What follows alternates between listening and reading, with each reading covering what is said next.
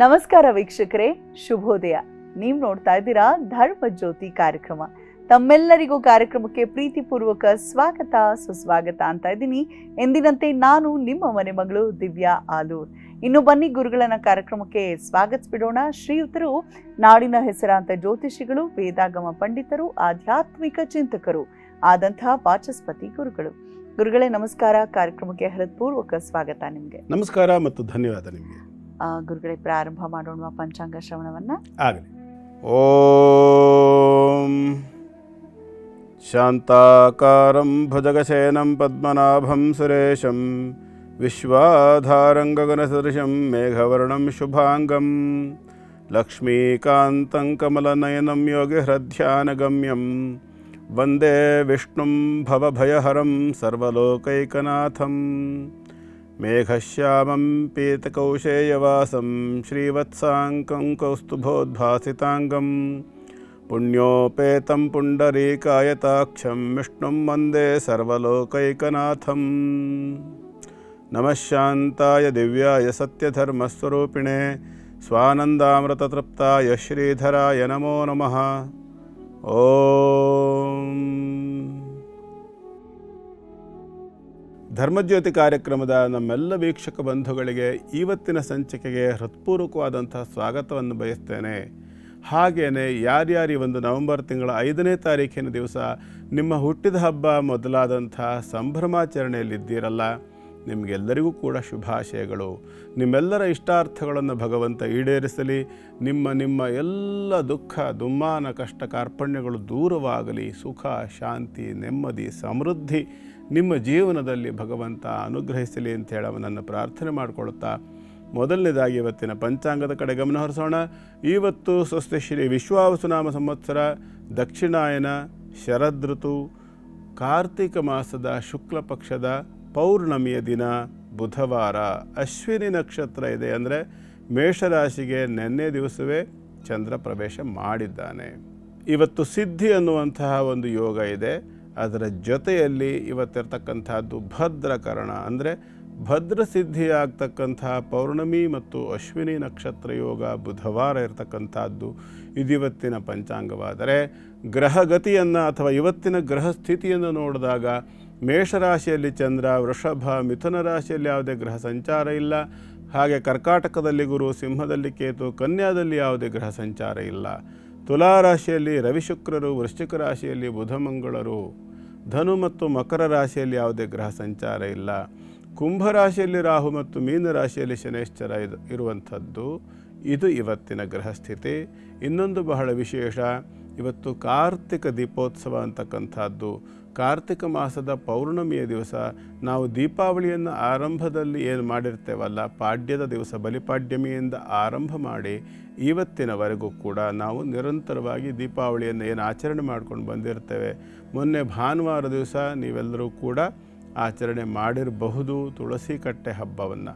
ಅದಿಲ್ಲದೇ ಇದ್ದ ಪಕ್ಷದಲ್ಲಿ ಸೋಮವಾರ ಮಾಡಿರ್ತೀರಿ ಕೆಲವರು. ಇವತ್ತು ಪೌರ್ಣಮಿ ಆಗಿರೋದ್ರಿಂದ ಕಾರ್ತಿಕ ದೀಪೋತ್ಸವವನ್ನು ಬಹಳ ವಿಶೇಷವಾಗಿ ವಿಜೃಂಭಣೆಯಿಂದ ಅನೇಕ ಕಡೆಗಳಲ್ಲಿ ಮಾಡ್ತಕ್ಕಂಥದ್ದಿದೆ. ನೀವು ಕೂಡ ಇವತ್ತು ತುಳಸಿ ಕಟ್ಟೆಯ ಮುಂದೆ 4 ದಿಕ್ಕಿಗೆ 4 ಎಳ್ಳೆಣ್ಣೆಯ ದೀಪಗಳು, ದೇವರ ಮುಂದೆ ತುಳಸಿ ಕಟ್ಟೆಯ ಒಳಭಾಗದಲ್ಲಿ ಜಾಗವನ್ನು ಮಾಡಿಕೊಂಡು 2 ಕಡೆಗಳಲ್ಲಿ ತುಪ್ಪದ ದೀಪಗಳು, ವಾಸ್ತು ಬಾಗಿಲು ಪೂಜೆ ಬಾಗಿಲಿನ ಪಕ್ಕದ 2 ಕಡೆಗಳಲ್ಲಿ ಒಂದೊಂದು ತುಪ್ಪದ ದೀಪಗಳನ್ನು ಹಚ್ಚಿಡಬೇಕು.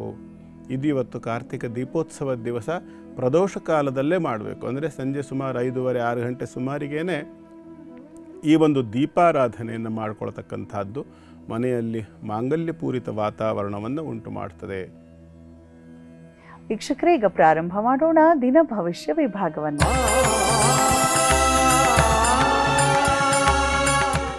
ಮೊದಲ ರಾಶಿ ಮೇಷರಾಶಿ. ಗುರುಗಳೇ, ಆರಂಭದಲ್ಲಿ ಮೇಷರಾಶಿಯನ್ನು ನೋಡೋಣ.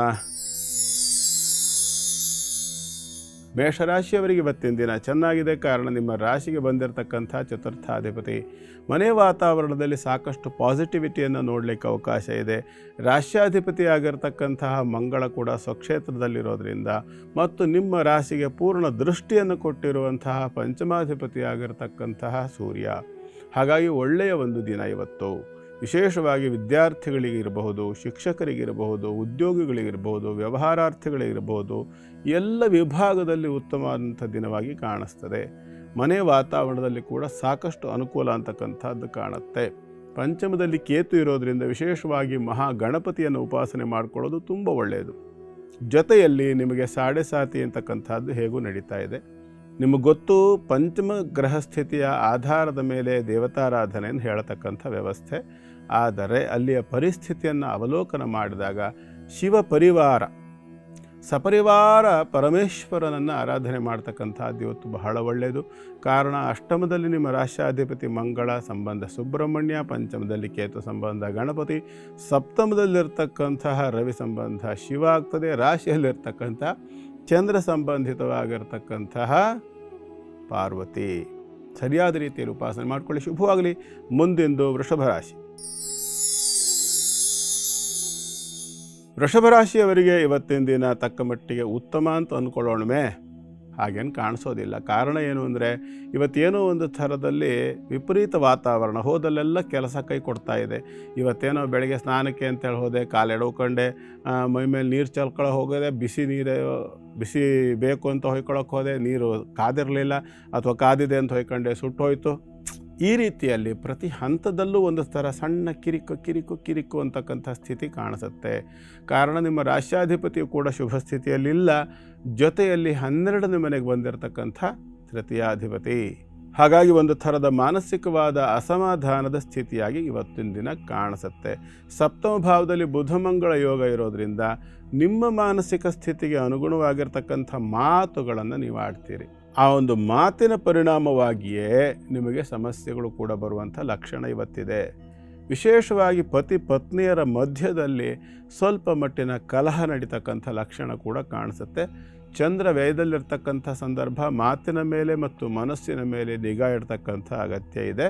ಸ್ವಲ್ಪ ಮಟ್ಟಿಗೆ ಅಮರಿದರೂ ಕೂಡ ದೊಡ್ಡ ಮಟ್ಟದ ಗಲಭೆಯೋ ಅನಾಹುತಕ್ಕೋ ಕಾರಣ ಆಗತ್ತೆ. ಇಂಗ್ಲೀಷ್ನಲ್ಲಿ ಒಂದು ಗಾದೆ ಇದೆ, ಒಂದು ಚಿಕ್ಕ ಕಿಡಿಯನ್ನು ಆರಂಭದಲ್ಲೇ ಆರಿಸದೇ ಇದ್ದರೆ ನಾಳೆ ಅದು ದೊಡ್ಡ ಬೆಂಕಿಯಾಗಿ ಸುಡುತ್ತದೆ ಅಂತ. ಹಾಗಾಗಿ ಯೋಚನೆ ಮಾಡಿಕೊಳ್ಳಿ, ಯಾವುದನ್ನು ಬೆಳೆಸಬೇಕೋ ಅದನ್ನು ಬೆಳೆಸಬೇಕು, ಬೆಳೆಸಬಾರದನ್ನು ಬೆಳೆಸಬೇಡಿ. ಇನ್ನು ಪಂಚಮಾಧಿಪತ್ಯದ ಸ್ಥಿತಿಯನ್ನು ಯೋಚನೆ ಮಾಡಿದಾಗ ಮಹಾವಿಷ್ಣುವಿನ ಉಪಾಸನೆ ಶೇಷಶಯನ ಅಂತ ಹೇಳ್ತಾರೆ. ಆ ಶೇಷಶಯನನನ್ನು ಅಥವಾ ರಂಗನಾಥ ಅಂತಲೂ ಕರಿತೇವಲ್ಲ, ಆ ಸ್ವಾಮಿಯನ್ನು ಉಪಾಸನೆ ಮಾಡಿಕೊಳ್ಳಿ, ಶುಭವಾಗಲಿ. ಮುಂದಿನದು ಮಿಥುನ ರಾಶಿ. ಮಿಥುನ ರಾಶಿಯವರಿಗೆ ಇವತ್ತಿನ ದಿನ ಚೆನ್ನಾಗಿದೆ. ಧನಲಾಭ ಆಗ್ತಕ್ಕಂಥ ಅವಕಾಶ ಕಾಣಿಸುತ್ತೆ. ಪೂರ್ಣವಾಗಿರ್ತಕ್ಕಂಥ ಗುರುಬಲ ಕೂಡ ಇದೆ. ರಾಶಿಗೆ 6ನೇ ರಾಶಿಯಿಂದ ಶತ್ರುಗ್ರಹನಾಗಿರ್ತಕ್ಕಂಥ ಮಂಗಳನ ದೃಷ್ಟಿ ನಿಮ್ಮ ರಾಶ್ಯಾಧಿಪತಿ ಮತ್ತು ಚತುರ್ಥಾಧಿಪತಿಯೊಂದಿಗೆ ಇರೋದರಿಂದ ನಿಮ್ಮನ್ನು ನಿಮ್ಮ ಮನೆಯಿಂದ ದೂರ ಮಾಡುವ ಅಥವಾ ನಿಮಗೂ ನಿಮ್ಮ ಮನೆಯ ಜನರಿಗೂ ಮಧ್ಯದಲ್ಲಿ ಬೆಂಕಿ ಹಚ್ಚುವ ಕುತಂತ್ರವನ್ನು ನಡೆಸುವಂತಹ ಕೆಲವರು ಕಾಣಿಸ್ತಾರೆ. ವಿಶೇಷವಾಗಿ ಹೆಣ್ಣು ಮಕ್ಕಳಲ್ಲಿ ಈ ಬಾಧೆ ಹೆಚ್ಚಾಗಿ ಕಾಣಿಸುತ್ತೆ.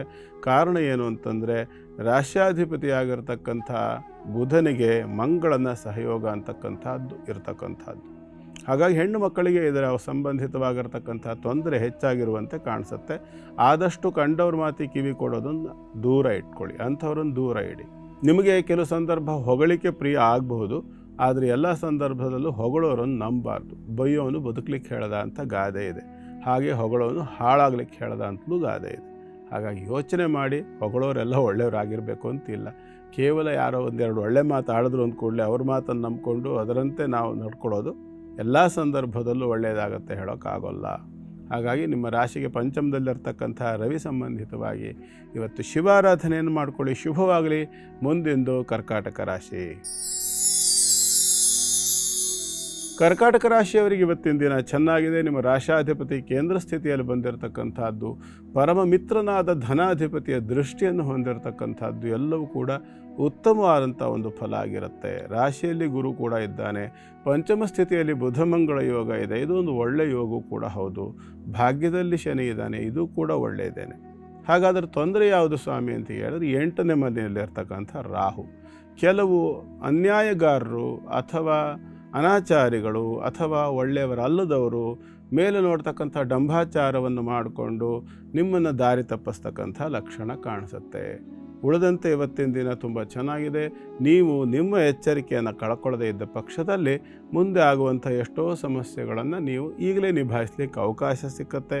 ಇನ್ನು ವಾಕ್ಸ್ಥಾನದಲ್ಲಿರ್ತಕ್ಕಂಥ ಕೇತು ಮಾತಿನ ಮೇಲೆ ನಿಗಾ ಇಟ್ಕೊಂಡು ಬೇರೆಯವರ ಮಾತುಗಳಿಗೆ ಅಷ್ಟು ವಿಶೇಷವಾಗಿ ಗಮನ ಕೊಡದೆ ನಿಮ್ಮ ಸಾಧನೆ ಕಡೆಗೆ, ನೀವು ವಿದ್ಯಾರ್ಥಿಗಳಾಗಿದ್ದರಲ್ಲಿ ವಿದ್ಯಾಭ್ಯಾಸದ ಕಡೆಗೆ, ಉದ್ಯೋಗಿಗಳಾಗಿದ್ದಲ್ಲಿ ಉದ್ಯೋಗದ ಕಡೆಗೆ, ಅಥವಾ ಕುಟುಂಬ ವಾತಾವರಣದಲ್ಲಿ ಇರ್ತಕ್ಕಂಥವರಾದರೆ ಕುಟುಂಬದ ಕಡೆಗೆ ಹೆಚ್ಚು ಗಮನ ಕೊಡಿ. ಗಣಪತಿಯನ್ನು ಉಪಾಸನೆ ಮಾಡಿಕೊಳ್ಳಿ. ಶುಭವಾಗಲಿ. ಗುರುಜಿ, ಇವತ್ತು ಬುಧವಾರ, ಹೌದು, ಕರ್ಕೊಂಡು ಹೋಗ್ತಾ ಇದ್ದೀರಾ? ಎಲ್ಲಿ ಕರ್ಕೊಂಡು ಹೋಗ್ತಾ ಇದ್ದೀನಿ ಅಂತ ಹೇಳೋಕ್ಕಿಂತ ಮುಂಚೆ ಒಂದು ಸಸ್ಪೆನ್ಸ್ ಉಳಿಸೋಣ ಅಂತ ಒಂದು ವ್ಯವಸ್ಥೆ ಮಾಡ್ಕೊಂಡಿದ್ದೀನಿ. ನಾವು ಕನ್ನಡಿಗರು, ಅಪ್ಪಟ ಕನ್ನಡಿಗರು. ಹೌದು. ಕನ್ನಡ ಭಾಷೆಯಲ್ಲಿದ್ದಂಥ ಒಂದು ಅದ್ಭುತ ಸಾಹಿತ್ಯ ಸಂಸ್ಕೃತವನ್ನು ಬಿಟ್ಟು ಬೇರೆ ಎಲ್ಲೂ ಇರೋಕ್ಕೆ ಸಾಧ್ಯ ಇಲ್ಲ ಅಂತ ಹೇಳೋದಕ್ಕೆ 2 ಕನ್ನಡ ಪದ್ಯವನ್ನು, ಭಾಮಿನಿ ಷಟ್ಪದಿಯನ್ನು ನಿಮ್ಮ ಮುಂದೆ ಹೇಳ್ತೀನಿ. ನೀವು ಊಹೆ ಮಾಡಿ ನೋಡೋಣ. ಸುಮ್ಮನೆ ಜಸ್ಟ್ ಒಂದು ನಮ್ಮಿಬ್ಬರ ಮಧ್ಯೆ ಒಂದು ಸೂಪರ್ ಕನ್ನಡಿಗನ್ ಮಾಡ್ಕೊಳ್ಳೋಣ. ವಿಷಯ ಏನು ಅಂತಂದರೆ, ಬಹಳ ಅದ್ಭುತವಾಗಿರತಕ್ಕಂಥ ಈ ಪದ್ಯಗಳನ್ನು ಗಮನಿಸಬೇಕು ನೀವು.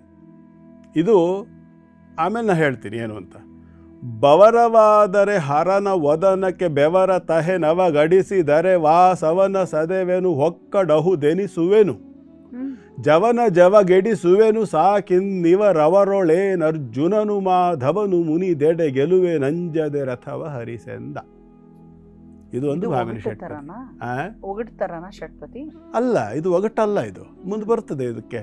ಇದರ ಆರಂಭದ ಹಂತ ಎಷ್ಟು ಚೆನ್ನಾಗಿದೆ ಅಂದರೆ, ಶ್ರೀವನಿತೆಯ ರಸನೆ ವಿಮಲ ರಾಜೀವ ಪೀಠನ ಪಿತನೆ ಜಗಕತಿ ಪಾವನನೆ ಸನಕಾದಿ ಸಜ್ಜನ ನಿಖರ ದಾತಾರ ರಾವಣಾಸುರ ಮಥನ ಶ್ರವಣ ಸುಧಾ ವಿನೂತನ ಕಥನ ಕಾರಣ ಕಾವು ದಾನತ ಜನರ ಗದುಗಿನ ವೀರನಾರಾಯಣ ಕ್ಷೇತ್ರಕ್ಕೆ ಹೋಗ್ತಾ ಇದೆ.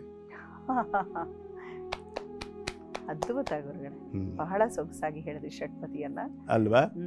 ಇದು ಯಾಕೆ ಇದನ್ನು ಹೇಳದೆ ನಾನು ಅಂತಂದರೆ, ಇವತ್ತು ನಾವು ಹೋಗ್ತಾ ಇರತಕ್ಕಂತಹ ಕ್ಷೇತ್ರ ವೀರನಾರಾಯಣ ಕ್ಷೇತ್ರ. ನಾವು ನಾರಾಯಣನನ್ನು ವೀರನಾರಾಯಣದಾಗ ನೋಡೋದು ಅಂದ್ರೆ ಏನು ಅರ್ಥ? ವೀರ ಗಚ್ಚೆಯನ್ನು ಹಾಕಿ ಶಂಖಚಕ್ರ ಗದೆ ಎಲ್ಲ ಹಿಡಿದು ನಿಂತಿರ್ತಕ್ಕಂಥ ಉಗ್ರ ಸ್ವರೂಪದ ನಾರಾಯಣನನ್ನು ನೋಡಲಿಕ್ಕೆ ಸಾಧ್ಯ ಇಲ್ಲ ನಾವು. ಅದು ಇವತ್ತಿನ ನಮ್ಮ ಕ್ಷೇತ್ರ, ಮಹಿಮೆಯ ಕ್ಷೇತ್ರ. ಬಹಳ ದಿವಸದಿಂದ ನಾನು ಅಂದ್ಕೊಂಡಿದ್ದೆ, ಯಾಕೆ ಗದಗಿನ ವೀರನಾರಾಯಣನನ್ನು ನಾವು ನೋಡಬಾರ್ದು ಅಂತ. ಈಗ ಸುಮಾರು 8-9 ವರ್ಷ 10 ವರ್ಷದ ಹಿಂದೆ ನಾನು ನೋಡಿದ್ದು, ವೀರನಾರಾಯಣನ ದರ್ಶನ ಮಾಡಿದ್ದು. ಅಲ್ಲಿ ಹೋದಾಗ ಒಂದು ಥರ ಮೈಯೆಲ್ಲ ರೋಮಾಂಚನ ಆಗ್ತಕ್ಕಂಥ ಅನುಭವ ಆಯಿತು. ಈಗ ನಾನು ಹೇಳಿದ್ದು 2 ಪದ್ಯಗಳೇನಿದೆಯಲ್ಲ, ಭಾಮಿನಿ ಷಟ್ಪದಿಯದ್ದು, ಇದನ್ನು ರಚನೆ ಮಾಡಿದ್ದು ಗದಗಿನ ನಾರಣಪ್ಪ. ಆತನಿಗೆ ನಮ್ಮ ಅಪ್ಪಟ ಕನ್ನಡಿಗರು ಕುಮಾರವ್ಯಾಸ ಅಂತ ಕರೀತಾರೆ. ಆ ಕುಮಾರವ್ಯಾಸ ಬರೆದಿರ್ತಕ್ಕಂಥ ಕರ್ನಾಟ ಭಾರತ ಕಥಾಮಂಜರಿ ಅಂತಕ್ಕಂಥ ಒಂದು ಬೃಹತ್ ಗ್ರಂಥ, ಅದು 10 ಪರ್ವಗಳಿರ್ತಕ್ಕಂಥದ್ದು. ಅಂಥ ಅದ್ಭುತವಾದ ಗ್ರಂಥದ 2 ಸಾಲುಗಳನ್ನು, ಅಂದರೆ 2 ಪದ್ಯಗಳನ್ನು ನಾನು ಹೇಳಿದೆ. ಮೊದಲನೇದು ಪ್ರಾರಂಭಿಕ ಮಂಗಳಾಚರಣೆ ಪದ್ಯ, ವೀರನಾರಾಯಣನ ಸ್ತೋತ್ರ. ಎರಡನೇದು ಸುಮಾರು ಮಹಾಭಾರತ ಯುದ್ಧದ, ಅಂದರೆ ಆರಂಭದಿಂದ ನಾನು ಯಾವ ಶ್ಲೋಕ ಹೇಳಿದೆ, ಮಹಾಭಾರತ ಯುದ್ಧದ 13ನೇ ದಿವಸಕ್ಕೆ ಸಂಬಂಧಪಟ್ಟಿರ್ತಕ್ಕಂಥದ್ದು ಅಭಿಮನ್ಯು ಹೇಳ್ತಕ್ಕಂಥ ಪದ್ಯ. ಅದು ಬವರ ಅಂದರೆ ಯುದ್ಧ. ಬವರವಾದರೆ ಹರನ ವದನಕ್ಕೆ ಬೆವರತಹೇನು. ನಾನು ಮನಸ್ಸು ಮಾಡಿ ಯುದ್ಧ ಆಯಿತು ಅಂದರೆ ಶಿವನ ಮುಖದಲ್ಲಿ ನಾನು ಬೆವರು ತರಿಸ್ತೀನಿ. ಅವಗಡಿಸಿದರೆ ವಾಸವನ ಸದವೇನು, ಇಂದ್ರನು ಬೇಕಾದ್ರೂ ಬಡ್ದಾಕ್ತೀನಿ. ಸಾಕಿನ್ನಿವರವರೊಳೇನು ಅರ್ಜುನನು ಮಾಧವನು ಮುನಿದೆಡೆ ಗೆಲುವೇನು ಅಂತಾನೆ. ಇವ್ರನ್ನೆಲ್ಲ ಬಿಡು, ಜವನ ಜವಗೆಡಿಸುವೇನು, ಯಮನನ್ನೇ ದಾರಿ ತಪ್ಪಿಸ್ಬಿಡ್ತೀನಿ ಬೇಕಾದ್ರೆ. ಅವನು ಯುದ್ಧನೂ ಹಾಗೆ ಮಾಡ್ತಾನೆ ಅಭಿಮನ್ಯು. 13ನೇ ದಿನ ಕಥೆ ಚೂರು ಡೈವರ್ಟ್ ಆಗುತ್ತೆ ಅಂತ ಅನ್ಕೋಬೋದು, ಬಟ್ ಆ ಘಟನೆ ಸನ್ನಿವೇಶ ಮಹಾಭಾರತದಲ್ಲಿ ನೋಡಿದರೆ ಒಬ್ಬ 17-18 ವರ್ಷದ ಯುವಕ ಅಭಿಮನ್ಯು ಆ ಯುದ್ಧದಲ್ಲಿ 13ನೇ ದಿನದ ಯುದ್ಧದಲ್ಲಿ ಅವನ ವೀರಾವೇಶ, ಹೋರಾಟ ಅಬ್ಬಾ ಅನ್ಸ್ಬಿಡುತ್ತೆ. ಅಷ್ಟು ಘೋರ, ಅಷ್ಟು ಧೀರ, ಅಷ್ಟು ದಿಟ್ಟತನ. ಸಾಯುವ ಕೊನೆಯ ಹಂತದಲ್ಲಿ 2 ಕೈ ಇಲ್ಲ ಅವನಿಗೆ, 2 ಕೈಯನ್ನು ಕಡ್ದಿದ್ದಾರೆ. ಅದನ್ನೆಲ್ಲ ಎಷ್ಟು ಚಂದ ಚಿತ್ರಿಸಿದ್ದಾನೆ ನಮ್ಮ ಗದುಗಿನ ನಾರಣಪ್ಪ ಈ ಕುಮಾರವ್ಯಾಸ ಅಂತಕ್ಕಂಥವನು. ಅಂದರೆ ಅವನ ಕೈಯಿಂದ ಅದನ್ನು ಬರೆಸಿದ್ದು ಸ್ವತಃ ಗದುಗಿನ ವೀರನಾರಾಯಣ. ಅಲ್ಲಿ ಯಾಕೆ ಇದನ್ನು ಹೇಳಿದೆ, ಬರೆಸಿದ್ದವನು ಅಂತ ಯಾಕೆ ಹೇಳಿದೆ ಅಂತಂದರೆ, ಬಹಳ ಅದ್ಭುತವಾಗಿರ್ತಕ್ಕಂಥ ಒಂದು ಘಟನೆಯನ್ನು ಇಲ್ಲಿ ಹೇಳಬೇಕು. ಅಲ್ಲಿ ಇವತ್ತಿಗೂ ಒಂದು ಕಂಬ ಇದೆ. ಆ ಕಂಬಕ್ಕೆ ಹೊರಗಿ ನಾರಾಯಣಪ್ಪ ಕೂರ್ತಿದ್ರು.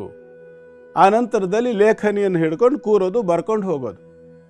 ಯಾವುದನ್ನು ಕೂಡ ಇನ್ನೂ ಭಾರಿ ವಿಚಿತ್ರ ಅಂದರೆ, ಕಲ್ಪನೆ ಮಾಡಿ ಬರೆಯೋದೆಲ್ಲ ಅಲ್ಲ, ಒಳಗಡೆಯಿಂದ ಬರ್ತಿತ್ತಂತೆ. ಗರ್ಭಗುಡಿಗೆ ಒಂದು ಪರದೆ ಹಾಕಿ ಬಿಟ್ಬಿಟ್ಟು ಹೊರಗಡೆ ಇವ್ರು ಕೂರೋದು, ಕಣ್ಣು ಮುಚ್ಕೊಂಡು ಕೂರೋದು, ಬಂದಿದ್ದನ್ನು ಬರ್ಕೋತ ಹೋಗೋದು. ಇವರು ಬರಿತಿದ್ರು.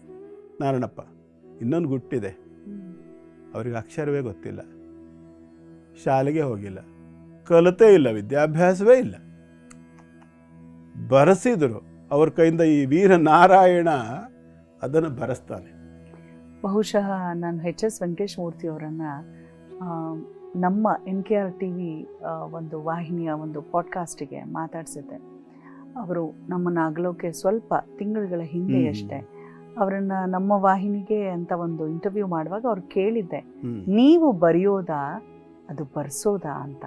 ಅವ್ರು ಎಷ್ಟು ಅದ್ಭುತವಾಗಿ ಹೇಳಿದ್ರು, ನೀವು ಹೇಳಿದ ಹಾಗೆ ನಾನು ಪೆನ್ನು ಪೇಪರ್ ಹಿಡ್ಕೊಂಡು ಕೂತ್ಕೊಳ್ತೀನಿ, ಏನೋ ಬರ್ಸತ್ತೆ ಅಂತ. ಸತ್ಯ ಅದು. ಯಾಕೆಂತಂದ್ರೆ ಇದನ್ನೆಲ್ಲ ಈ ಭಾಮಿನಿ ಷಟ್ಪದಿ ಹೇಳನಲ್ಲ, ಬಬರವಾದರೆ ಹರನವದನಕ್ಕೆ ಬೆವರತ ಹೆನವಗಡಿಸಿದ್ದಾರೆ ವಾಸವನ ಸದವೆನು, ಇದೆಲ್ಲ ಅಷ್ಟು ಸುಲಭನ? ಕರ್ಣನ ಒಂದು ವಾಕ್ಯ ಬರುತ್ತೆ ಅದರಲ್ಲಿ, ಕರ್ನಾಟಕ ಭಾರತ ಕಥಾಮಂಜಲಿ ಕರ್ಣ ಹೇಳೋದಿದೆ, ತುಂಬ ಚೆನ್ನಾಗಿದೆ.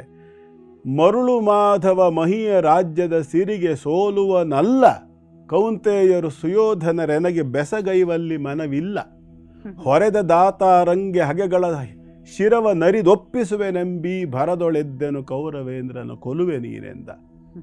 ಬಹಳ ಅದ್ಭುತವಾಗಿದೆ. ಹಾಗಾದ್ರೆ ವೀರನಾರಾಯಣ ಅಲ್ಲಿಗೆ ಬಂದು ಸನ್ನಿಧಾನ ಕೊಟ್ಟಿದ್ದು ಹೇಗೆ ಅನ್ನೋದಕ್ಕೊಂದು ಕಥೆ ಇದೆ.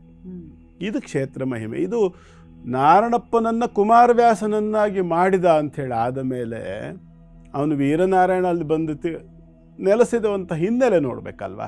ಅದನ್ನು ನೋಡೋಕೆ ಅಂಥೇಳಾದರೆ ನಾವೇನು ಮಾಡಬೇಕು ಅಂತಂದರೆ 4,32,000 ವರ್ಷಗಳ ಹಿಂದೆ ಹೋಗಬೇಕು. 4,32,000 ವರ್ಷಗಳ ಹಿಂದೆ ಅಂದರೆ ದ್ವಾಪರ ಯುಗದ ಮಧ್ಯಭಾಗದಲ್ಲಿ ಮರೀಚಿ, ಅತ್ರಿ, ಪುಲಹ, ಪುಲಸ್ತ್ಯ, ಕ್ರತು, ಭೃಗು, ವಸಿಷ್ಠ ಅಂತೇಳಿ 7 ಜನ ಸಪ್ತ ಋಷಿಗಳನ್ನು ನಾವು ನೋಡ್ತೇವೆ. ಈ 7 ಜನ ಸಪ್ತ ಋಷಿಗಳಲ್ಲಿ ಮರೀಚಿ, ಅತ್ರಿ, ಪುಲಹ, ಪುಲಸ್ತ್ಯ, ಕ್ರತು 5ನೇಯವರು.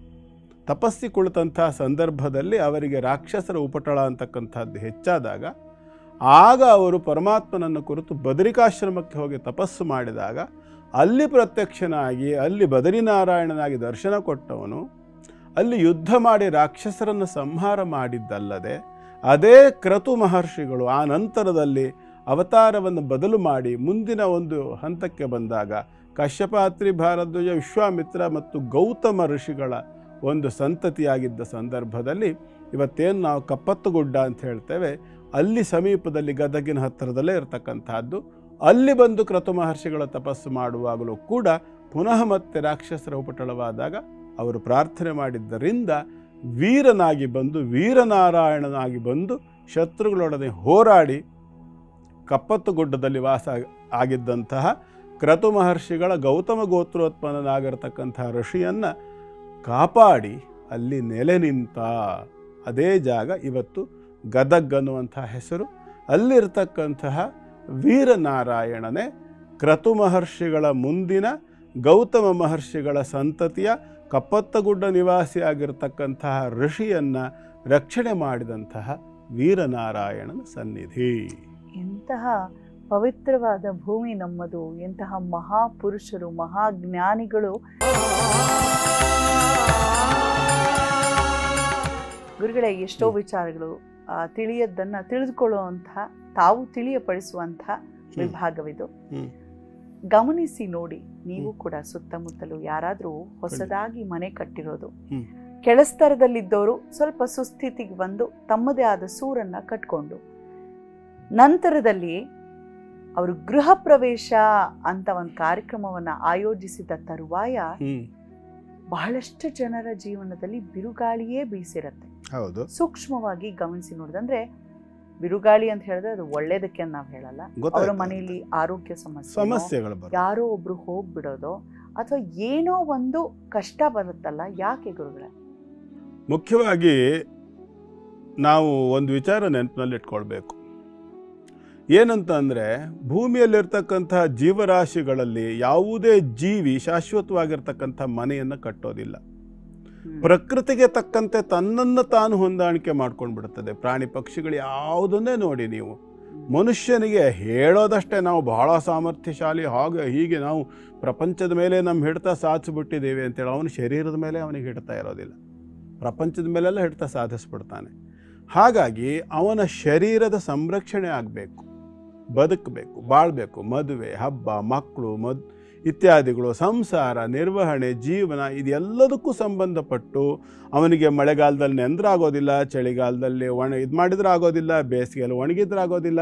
ಹೀಗೆ ಶರೀರಕ್ಕೆ 108 ರೀತಿಯ ಸಮಸ್ಯೆಗಳಿರೋದ್ರಿಂದ ಮನೆ ಕಟ್ಕೊಳ್ಳೋಕ್ಕೆ ಅವಕಾಶ. ಆದರೆ ಕಟ್ಟಿದ ಮನೆಗೆ ಒಂದು ವಾಸ್ತು ಅಂತ ಒಂದಿರ್ತದೆ. ಹಾಗೆ ಇರ್ತಕ್ಕಂಥದ್ದು ಆ ಮನೆಯಲ್ಲಿ ಭೂಖನನ, ದಾರುಛೇದನ, ಪಾಷಾಣ ಖಂಡನ ಅಂತಕ್ಕಂಥ 3 ಮೇಜರ್ ದೋಷಗಳಾಗಿರುತ್ತೆ. ಇದನ್ನು ಶಾಸ್ತ್ರ ಪ್ರಕಾರವಾಗಿ ಇದನ್ನು ಅಪರಾಧ ಅಂತ ಕರೀತಾರೆ.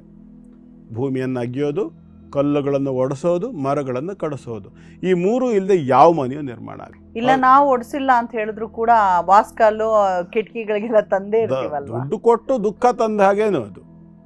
ಇದಕ್ಕೆ ಯೋಗ್ಯವಾಗಿರ್ತಕ್ಕಂಥ ಪ್ರಾಯಶ್ಚಿತ್ತಗಳನ್ನು ಮಾಡಿಕೊಳ್ಬೇಕು. ಅನೇಕರು ಏನು ಮಾಡ್ತಾರೆ ಅಂತಂದರೆ ಇದಕ್ಕೆ ಯೋಗ್ಯವಾದಂಥ ಪ್ರಾಯಶ್ಚಿತ್ತಗಳನ್ನು ಮಾಡ್ಕೊಳ್ಳೋದಿಲ್ಲ, ಮತ್ತು ಬೇಕಾಬಿಟ್ಟಿ ಮಾಡ್ಕೊಳ್ತಕ್ಕಂಥದ್ದು. ಎಷ್ಟೋ ಸಂದರ್ಭ, ಸ್ವಾಮಿ ನಮಗೇನು ಗೊತ್ತಿದೆ ಸ್ವಾಮಿ, ಹೇಳಿದ್ವಿ ಪುರೋಹಿತರಿಗೆ, ಬಂದರು, ಮಾಡಿದ್ರು, ಹೋದರು. ಹೌದು, ಪುರೋಹಿತರದ್ದು ತಪ್ಪಿಲ್ಲ. ಯಾಕೆ ಅಂತಂದರೆ ಇಲ್ಲಿ ಅರ್ಥ ಮಾಡ್ಕೋಬೇಕು, ಒಂದು ಕರ್ಮಾಂಗ ಅಂತ ನಡೆಯುವಂಥ ಸಂದರ್ಭದಲ್ಲಿ ಆ ಕರ್ಮಾಂಗಕ್ಕೆ ಯೋಗ್ಯವಾಗಿರ್ತಕ್ಕಂಥ ಖರ್ಚನ್ನು ಮಾಡೋಕ್ಕೆ ನೀವು ಸಿದ್ಧ ಇರಬೇಕು.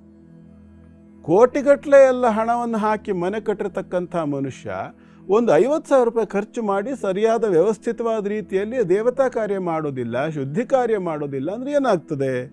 ಅಂಗಡಿಯಿಂದ ನಾನು ತಂದಿದ್ದೇನೆ ಹಾಗೆ ತಿಂತೇನೆ ಅಂತೇಳಿ ಮಕ್ಕಳು ಅಪೇಕ್ಷೆ ಪಟ್ಟರೆ, ತಂದಿರ್ತಕ್ಕಂಥ ಕ್ಯಾರೆಟು ಇನ್ಯಾವುದೋ ಒಂದು ವಸ್ತುವನ್ನು, ತರಕಾರಿಯನ್ನು ತೊಗೊಂಬಂದಿರ್ತೀರ ಅಂಗಡಿಯಿಂದ, ತಂದು ಕೂಡಲೇ ಮಗು ಹಾಗೆ ತಗೊಂಡು ತಿನ್ನೋಕ್ಕೆ ಶುರು ಮಾಡಿದ್ರೆ ಬಿಡ್ತೀವ? ನಾವು ಬಿಡೋದಿಲ್ಲ. ಆ ಕ್ಯಾರೆಟನ್ನು ತೊಳೆದು ಅದನ್ನು ಒರೆಸಿ ಅದರ ಸಿಪ್ಪೆ ತೆಗೆದು ಮರಳಿನ ಮಣ್ಣಿನ ಅಂಶಗಳನ್ನೆಲ್ಲ ಕಿತ್ತು ತೆಗೆದು ಕ್ಲೀನ್ ಮಾಡಿ ಆಮೇಲೆ ತಿನ್ನು ಅಂತ ಕೊಡ್ತೀವಿ ಮಕ್ಕಳಿಗೆ. ಇದನ್ನು ಒಂದು ಸಾಂಕೇತಿಕವಾಗಿ ನಾನು ಹೇಳಿದ್ದಷ್ಟೇ.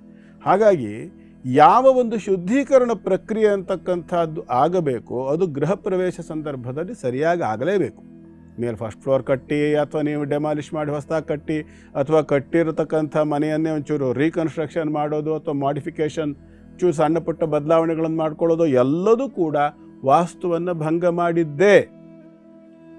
ಪ್ರತಿಯೊಂದು ಮನೆಯೂ ಕೂಡ ನಿರ್ಮಾಣ ಆದ ನಂತರದಲ್ಲಿ ಅಲ್ಲಿ ಒಂದು ಪಾಸಿಟಿವ್ ಎನರ್ಜಿ ಅಂತಕ್ಕಂಥದ್ದು ಸಹಜವಾಗಿ ಆಗಿರುತ್ತೆ. ನೀವು ಗೃಹ ಪ್ರವೇಶ ಸರಿಯಾಗಿ ಮಾಡಿಸಿ ಬಿಡಿ. ಆ ಮನೆ ಒಳಗಡೆ ನೀವು ಮಂಗಳಾಚರಣೆ ಮಾಡ್ತಾ ಇದ್ದೀರಿ ಅಂತಂದರೆ, ದೀಪ ಹಚ್ಚುತ್ತಾ ಇದ್ದೀರಿ, ಸತ್ಕರ್ಮಾಚರಣೆ ಮಾಡ್ತಿದ್ದೀರಿ ಅಂದರೆ ಖಂಡಿತವಾಗಲೂ ಆ ಮನೆ ಒಳಗಡೆ ದೈವಶಕ್ತಿ ಬಂದೇ ಬರುತ್ತೆ, ನಿತ್ಯ ನಿಲ್ಲುತ್ತೆ. ಯಾರೋ ಪುರೋಹಿತರು ಹೇಳಿರ್ತಕ್ಕಂಥ ಮಂತ್ರವೋ ಅಥವಾ ಪುರೋಹಿತರು ಹೇಳಿರ್ತಕ್ಕಂಥ ಹೋಮ ಒಂದರಿಂದಲೇ ದೈವಶಕ್ತಿ ಬರುತ್ತೆ ಅಂತ ಅಲ್ಲ, ಅದರಿಂದಲೂ ದೈವಶಕ್ತಿ ಖಂಡಿತವಾಗಲೂ ಬರುತ್ತೆ. ಮಂತ್ರಾಧೀನಂತೂ ದೈವತಂ ಅಂತ ಇದೆ. ಹಾಗಾಗಿ ಮಂತ್ರಗಳ ಅಧೀನವಾಗಿ ದೇವತಾ ಶಕ್ತಿಗಳು ಬಂದು ಆವಾಸವನ್ನು ಕೊಡ್ತಾರೆ, ಅದು ಎರಡನೇ ವಿಚಾರ.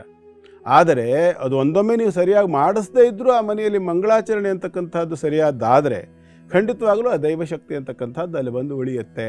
ಅಂದರೆ ನೀವು ಕೇಳಿರೋ ಪ್ರಶ್ನೆ ಏನು ಅಂತಂದರೆ, ಗೃಹ ಪ್ರವೇಶ ಮಾಡೋಲ್ಲಿವರೆಗೆ ಚೆನ್ನಾಗಿದ್ದರೂ ಕೂಡ ಗೃಹ ಪ್ರವೇಶ ಆಗಿ ಹೋಕ್ಕ ನಂತರದಲ್ಲಿ ಎಲ್ಲ ಬಿರುಗಾಳಿ ಬೀಸ್ಬಿಡುತ್ತೆ, ತುಂಬ ಚೆನ್ನಾಗಿ ತೊಂದರೆಗಳಾಗುತ್ತೆ ಅಂತ. ಎಸ್, ಇದಕ್ಕೆ ಕಾರಣ ಮುಖ್ಯವಾಗಿ ಪ್ರವೇಶ ಮುಹೂರ್ತದಲ್ಲಿರ್ತಕ್ಕಂತಹ ಪಂಚಕ ದೋಷಗಳು ಅಂತ ಹೇಳ್ತಾರೆ. ಅಥವಾ ಅಲ್ಲಿ ಬಂದಿರೋಂಥವ್ರ ಕಣ್ಣು ತಾಕಿನೂ ಖಂಡಿತವಾಗಲೂ ಸಾಧ್ಯ ಇದೆ, 100ಕ್ಕೆ 100 ಸಾಧ್ಯ ಇದೆ. ನೋಡಿ, ಮೃತ್ಯು ಪಂಚಕ, ರೋಗ ಪಂಚಕ, ರಾಜ ಪಂಚಕ, ಚೋರ ಪಂಚಕ, ಅಗ್ನಿ ಪಂಚಕ ಅಂತಕ್ಕಂಥ 5 ದೋಷಗಳು ಬರುತ್ತೆ. ಇದು ಅನೇಕರು ಹೇಳೋದಿದೆ, ನಾವು ಬ್ರಾಹ್ಮಿ ಮುಹೂರ್ತದಲ್ಲಿ ಪ್ರವೇಶ ಮಾಡ್ತೀವಿ. ಬ್ರಾಹ್ಮಿ ಮುಹೂರ್ತ ಚೋರ ಪಂಚಕ ಆಗಿತ್ತಪ್ಪ ಆವಾಗ. ಅಗ್ನಿ ಪಂಚಕ ಆದರೆ ಮನೆಯಲ್ಲಿ ಅಪಘಾತಗಳು, ಅವಘಡಗಳಾಗ್ತವೆ. ಮೃತ್ಯು ಪಂಚಕ ಆದರೆ ಮನೆಯಲ್ಲಿ ಸಾವುಗಳಾಗ್ತವೆ. ರಾಜಪಂಚಕವಾದರೆ ಮನೆಯಲ್ಲಿ ಆರ್ಥಿಕ ಹಾನಿ ಆಗ್ತದೆ. ಹೀಗೆ ಆ ಪಂಚಕಗಳ ಶುದ್ಧಿಯನ್ನು ನೋಡ್ಕೊಳ್ಬೇಕು. ಬ್ರಾಹ್ಮಿ ಮುಹೂರ್ತ ಅಂದ್ಕೊಳ್ಳಿ ಎಲ್ರಿಗೂ ಬರೋದಿಲ್ಲ. ಬ್ರಾಹ್ಮಿ ಮುಹೂರ್ತದಲ್ಲಿ ಮೃತ್ಯು ಪಂಚಕ ಇರತಕ್ಕಂಥದ್ದು ಸಹ ಇರ್ತದೆ. ಹಾಗಾಗಿ ದಯಮಾಡಿ ಚೆನ್ನಾಗಿ ನೆನಪಿಟ್ಕೊಳ್ಳಿ, ಗೃಹ ಪ್ರವೇಶ ಮಾಡೋದಕ್ಕೆ ಬ್ರಾಹ್ಮಿ ಮುಹೂರ್ತವೇ ಪ್ರಧಾನ ಅಂತಿಲ್ಲ. ಅನೇಕರು ಹೇಳ್ತಾರೆ ಬ್ರಾಹ್ಮಿ ಮುಹೂರ್ತ ಏನು ದೋಷ ಇದ್ರೂ ಹೋಗುತ್ತೆ. ಹೋಗಲ್ಲ. ಆತ್ಮಘಾತಕ ಯೋಗ ಅಂತಕ್ಕಂಥದ್ದು ಬ್ರಾಹ್ಮಿ ಮುಹೂರ್ತದಲ್ಲಿ ಇದ್ದರೆ ಆ ಮುಹೂರ್ತದಲ್ಲಿ ಪ್ರವೇಶ ಮಾಡಿಬಿಟ್ಟು ಬ್ರಾಹ್ಮಿ ಮುಹೂರ್ತದಲ್ಲಿ ಮಾಡಿದ್ರೆ ಒಳ್ಳೇದಾಗುತ್ತೆ ಅಂದರೆ ಆಗಲ್ಲ.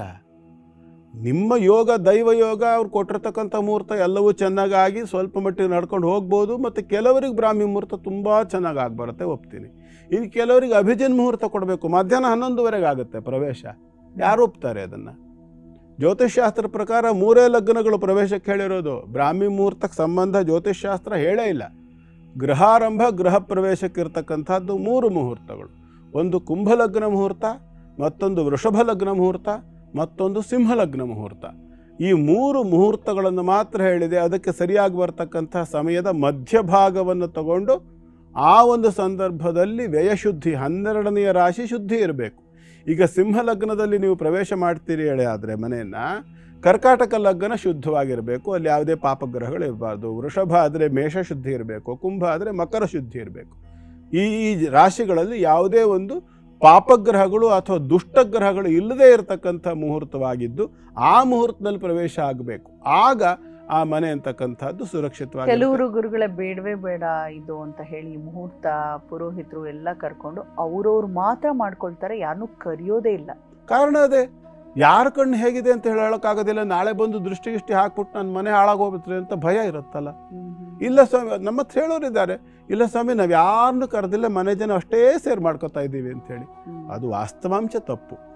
ಯಾಕೆ ಅಂತಂದರೆ ದೋಷ ಪರಿಹಾರಕ್ಕೋಸ್ಕರವಾಗಿ ಅಲ್ಲಿ ಏನು ಮಾಡ್ತಾರೆ ಅಂತಂದರೆ, ಮುಖ್ಯವಾಗಿ ಆ ಒಂದು ಮನೆಯನ್ನು ಕಟ್ಟಿರ್ತಕ್ಕಂಥ ಸಂದರ್ಭದಲ್ಲಿ ನಾನು ಹೇಳಿದ್ನಲ್ಲ, ಭೂಮಿಯನ್ನು ಅಗದಿದ್ದು, ಮರಗಳನ್ನು ಕಡಿದಿದ್ದು, ಕಲ್ಲುಗಳನ್ನು ಒಡೆಸಿದ್ದು, ಈ ದೋಷಗಳೆಲ್ಲ ಪರಿಮಾರ್ಜನೆ ಆಗಬೇಕು ಅಂತಂದರೆ ಅನ್ನದಾನ ಮಾಡಬೇಕು ಅಂತ ಹೇಳುತ್ತೆ. ಆಹುತಿ, ಅನ್ನದಾನ ಮತ್ತು ವಿಶೇಷವಾದ ಬೇರೆ ಬೇರೆ ವಸ್ತುಗಳನ್ನು ದಾನ ಮಾಡಬೇಕು ಅಂತಿದೆ. ಆ ದಾನಗಳನ್ನು ಯಾರಿಗೆ ಮಾಡೋದು? ಬಂದಿರೋ 3 ಜನ ಪುರೋಹಿತರಿಗೆ 30 ಬಗೆಯ ದಾನ ಕೊಟ್ಟು ಕಳಿಸಿದ್ರೆ ಬರೋದಿಲ್ಲ. ಅದಕ್ಕೋಸ್ಕರವಾಗಿ ಕನಿಷ್ಠ 108 ಜನರಿಗಾದರೂ ಭೋಜನ ಹಾಕಿಸ್ಬೇಕು ಗೃಹ ಪ್ರವೇಶ ಮಾಡ್ತಕ್ಕಂಥ ಸಂದರ್ಭದಲ್ಲಿ ಅನ್ನೋದು ವಿಚಾರ. ಕನಿಷ್ಠ 108 ಜನ, ಕನಿಷ್ಠ 108, ಕಡಿಮೆ ಅಂದ್ರೂ 108 ಜನರಿಗಾದರೂ. ಮೊದಲೇ ಅರ್ಧ ಕಟ್ಟಿ ಆಮೇಲೆ ರಿನೋವೇಟ್ ಮಾಡಿಸಿದ್ರೆ ಎಲ್ಲದಕ್ಕೂ ಒಂದೇ ತಾನೆ. ನೀವು ವಾಸ್ತು ಭಂಗ ಮಾಡಿ ಪುನಃ ಮತ್ತು ವಾಸ್ತು ಪ್ರತಿಷ್ಠೆ ಮಾಡಿದ್ದಲ್ವಾ? ಸೊ ಯಾರೆಲ್ಲ ಅಲ್ಲಿ ಡಬಲ್ ದೋಷ ಆಯ್ತು. ರಿನೋವೇಷನ್ ನಲ್ಲಿ ಡಬಲ್ ದೋಷ ಬರುತ್ತೆ. ಒಂದು ಕಟ್ಟಿ ಸಿದ್ಧವಾಗಿದ್ದದ್ದು ಒಡೆದ ದೋಷ ಒಂದು ಕಡೆಗೆ, ಮತ್ತು ಹೊಸತಾಗಿ ಮತ್ತೆ ಒಡೆದು ತಂದು ಹಾಕಿ ಮತ್ತೆ ಕಟ್ಟಿದ ದೋಷ ಡಬಲ್ ಆಯ್ತಲ್ಲ. ಗುರುಗಳೇ, ದೋಷ ಪರಿಹಾರದಲ್ಲಿ ವಾಡಿಕೆ ಅಂತೆ ಅವತ್ತು ಕ್ಷೇತ್ರ ಮಹಿಮೆಯಲ್ಲಿ ಯಾವ ಕ್ಷೇತ್ರದ ಬಗ್ಗೆ ಮಾತಾಡಿರ್ತೀರೋ ಆ ಕ್ಷೇತ್ರಕ್ಕೆ ಹೋಗೋದ್ರಿಂದ ಆಗುವಂತ ಪರಿಹಾರವೇನು ಅಂತ ತಿಳಿಸ್ತೀರಾ. ಗದುಗಿನ ವೀರನಾರಾಯಣನ ಕುರಿತಾಗಿ ಬಹಳ ಭಾವಪರವಶರಾಗಿ ತಾವು ಮಾತುಗಳನ್ನ ಹೇಳಿದ್ರಿ. ಏನೂ ಅರಿಯದಂಥವನಿಗೆ ಎಲ್ಲವನ್ನ ಕರುಣಿಸಿದಂಥವ, ನಾವು ಹೋದ್ರೆ ಏನ್ ಪರಿಹಾರ ಪಡ್ಕೊಳ್ಬಹುದು? ಮುಖ್ಯವಾಗಿ ಗದುಗಿನ ವೀರನಾರಾಯಣ ನಾರಣಪ್ಪನಿಗೆ ಏನು ಕೊಟ್ಟ? ಜ್ಞಾನ ಕೊಟ್ಟ. ಶಾಲೆಗೆ ಹೋಗದೇ ಇದ್ದಂತಹ ಒಬ್ಬ ವ್ಯಕ್ತಿ, ಅಕ್ಷರಾಭ್ಯಾಸವನ್ನೇ ಮಾಡದಿದ್ದಂತಹ ಒಬ್ಬ ವ್ಯಕ್ತಿ ಒಂದು ಕಂಬಕ್ಕೆ ಹೊರಗೆ ಕೈಲಿ ಲೇಖನಿಯನ್ನು ಹಿಡಿದು ಕೂತ್ಕೊಂಡು ಅದ್ಭುತವಾಗಿರತಕ್ಕಂಥ ಭಾರತ ಕಥಾಮಂಜರಿಯನ್ನು ಬರೆದಾಡಾದರೆ, ನಾವು ಶ್ರದ್ಧಾಭಕ್ತಿಯಿಂದ ಹೋಗಿ ಅವನ ಸೇವೆಯನ್ನು ಮಾಡಿದರೆ ಎಂಥದ್ದೇ ಅಜ್ಞಾನವಿದ್ದರೂ ಕೂಡ ಆ ಅಜ್ಞಾನವೆಲ್ಲವನ್ನು ನಾಶ ಮಾಡಿ ಉತ್ತಮವಾದಂಥ ಜ್ಞಾನವನ್ನು ಅನುಗ್ರಹಿಸ್ತಾನೆ. ಮೊದಲನೇದು. ಎರಡನೇದಾಗಿ ಅಕ್ಷರಾಭ್ಯಾಸ ಮಾಡಿಸ್ಲಿಕ್ಕೆ ಯೋಗ್ಯವಾದ ಕ್ಷೇತ್ರದಲ್ಲಿ ಒಂದು. ಅನೇಕರು ಅಕ್ಷರಾಭ್ಯಾಸ ಮಾಡಿಸ್ಲಿಕ್ಕೆ ಬೇರೆ ಬೇರೆ ಕ್ಷೇತ್ರಗಳಿಗೆ ಹೋಗ್ತೇವೆ. ಶೃಂಗೇರಿಗೆ ಹೋಗ್ತೇವೆ ಅಥವಾ ಕೊಲ್ಲೂರಿಗೆ ಹೋಗ್ತೇವೆ. ಬೇರೆ ಬೇರೆ ಕ್ಷೇತ್ರಗಳಿಗೆ ಹೋಗಿ ಅಕ್ಷರಾಭ್ಯಾಸವನ್ನು ಮಾಡಿಸ್ತೇವೆ.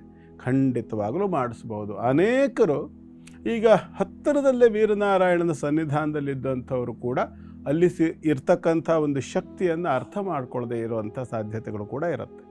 ಹಾಗಾಗಿ ನೆನಪಿಟ್ಕೊಳ್ಳಿ, ವೀರನಾರಾಯಣನ ಸನ್ನಿಧಿಯಲ್ಲಿ ಕೂಡ ಅಕ್ಷರಾಭ್ಯಾಸ ಮಾಡಿಸಿದರೆ ಯಾವ ಅಕ್ಷರವನ್ನು ಬರೀಲಿಕ್ಕೂ ಕೂಡ ತಿಳುವಳಿಕೆ ಇಲ್ಲದೆ ಇರತಕ್ಕಂಥ ವ್ಯಕ್ತಿಗೆ ಅವನ ಕೈಯಿಂದ ಅಂತಹ ಸಂಪೂರ್ಣವಾಗಿರ್ತಕ್ಕಂಥ ಕರ್ನಾಟಕ ಭಾರತ ಕಥಾಮಂಜರಿ ಬರೆಯಲ್ಪಡ್ತೋ ಹಾಗೆ ಒಳ್ಳೆಯ ಅಕ್ಷರಗಳನ್ನು ಲಕ್ಷಣವಾಗಿ, ಕೆಲವರು ಅಕ್ಷರ ಬರೆದ್ರೆ ಒಂದೊಂದು ನಾವು ಸಣ್ಣಕ್ಕಿದ್ದಾಗ ಹೇಳ್ತಿದ್ರು, ಏನೋ ಇದು ಒಂದು ಗುಬ್ಬಿ ಕಾಲು ಒಂದು ಕಾಗೆ ಕಾಲು ಆಗಿದೆಯಲ್ಲೋ ನಿನ್ನ ಅಕ್ಷರ ಅನ್ನೋರು. ಹಾಗೆ ಒಂಥರ ಮುತ್ತಿನ ಮಣಿಗಳನ್ನು ಪೋಣಿಸಿದಂತೆ ನಮ್ಮ ಕನ್ನಡದ ಆ ವರ್ಣಮಾಲೆ ಅಕ್ಷರಗಳು ಅದು ಎಷ್ಟು ಸುಂದರ, ಅದು ಬರೆಯುವಂಥ ಚಂದ ಅದು ಎಷ್ಟು ಚಂದವಾಗಿರ್ತದೆ ನಮ್ಮ ಅಕ್ಷರ. ಹಾಗೆ ಅಂತಹ ಒಂದು ಅತ್ಯಂತ ಸ್ಫುರದ್ರೂಪಿ ಭಾಷೆ ಅಂತ ಹೇಳಬೇಕು ನಮ್ಮ ಕನ್ನಡವನ್ನು. ಅಂಥ ಒಂದು ಅಕ್ಷರದ ಬರವಣಿಗೆ ಕೂಡ ಲಿಪಿಯ ಒಂದು ಸುಧಾರಣೆ. ಹೌದು, ಖಂಡಿತ. Queen of all languages. Vinoda Bhave ಅವರು ಹೇಳಿರುವಂಥದ್ದು ಕನ್ನಡ ಭಾಷೆ ವಿಶ್ವಲಿಪಿಗಳ ರಾಣಿ ಅಂತ. ಅಷ್ಟು ಸುಂದರವಾಗಿ ಅದ್ಭುತವಾಗಿ ಬರವಣಿಗೆ ಅಂತಕ್ಕಂಥದ್ದು ಸುಧಾರಿಸ್ತದೆ. ಬೇಕಾಬಿಟ್ಟು ಕೆಲವರು ಅಕ್ಷರ ಬರೆದ್ರೆ ಅದು ಬ್ರಹ್ಮಲಿಪಿ ಅಂತ ಹೇಳ್ತಾರಲ್ಲ, ಆ ಬ್ರಹ್ಮಲಿಪಿ ಅಂತಕ್ಕಂಥದ್ದು ಸುಧಾರಣೆ ಯಾರಿಗೂ ಅರ್ಥ ಆಗಲ್ಲ. ಅಂದರೆ ಸುಂದರವಾದ ಅಕ್ಷರಗಳನ್ನು ಬರೆಯುವಂತಹ ಒಂದು ಬರವಣಿಗೆ ಅಂತಕ್ಕಂಥದ್ದು ಸುಧಾರಿಸ್ತದೆ. ಹ್ಯಾಂಡ್ ರೈಟಿಂಗ್ ಅಂತ ಹೇಳ್ತಾರಲ್ಲ, ಆ ಹ್ಯಾಂಡ್ ರೈಟಿಂಗ್ ಸುಧಾರಿಸ್ತದೆ. ಶ್ರದ್ಧೆಯಿಂದ ನಡ್ಕೊಂಡ್ರೆ ಹೆಡ್ ರೈಟಿಂಗು ಸುಧಾರಿಸ್ತದೆ. ಹೆಡ್ ರೈಟಿಂಗ್ ಅಂದ್ರೇನು? ಹಣೆ ಬರಹ, ಅದು ಕೂಡ ಸುಧಾರಣೆ ಆಗ್ತದೆ. ಉತ್ತಮವಾಗಿರ್ತಕ್ಕಂಥದ್ದು.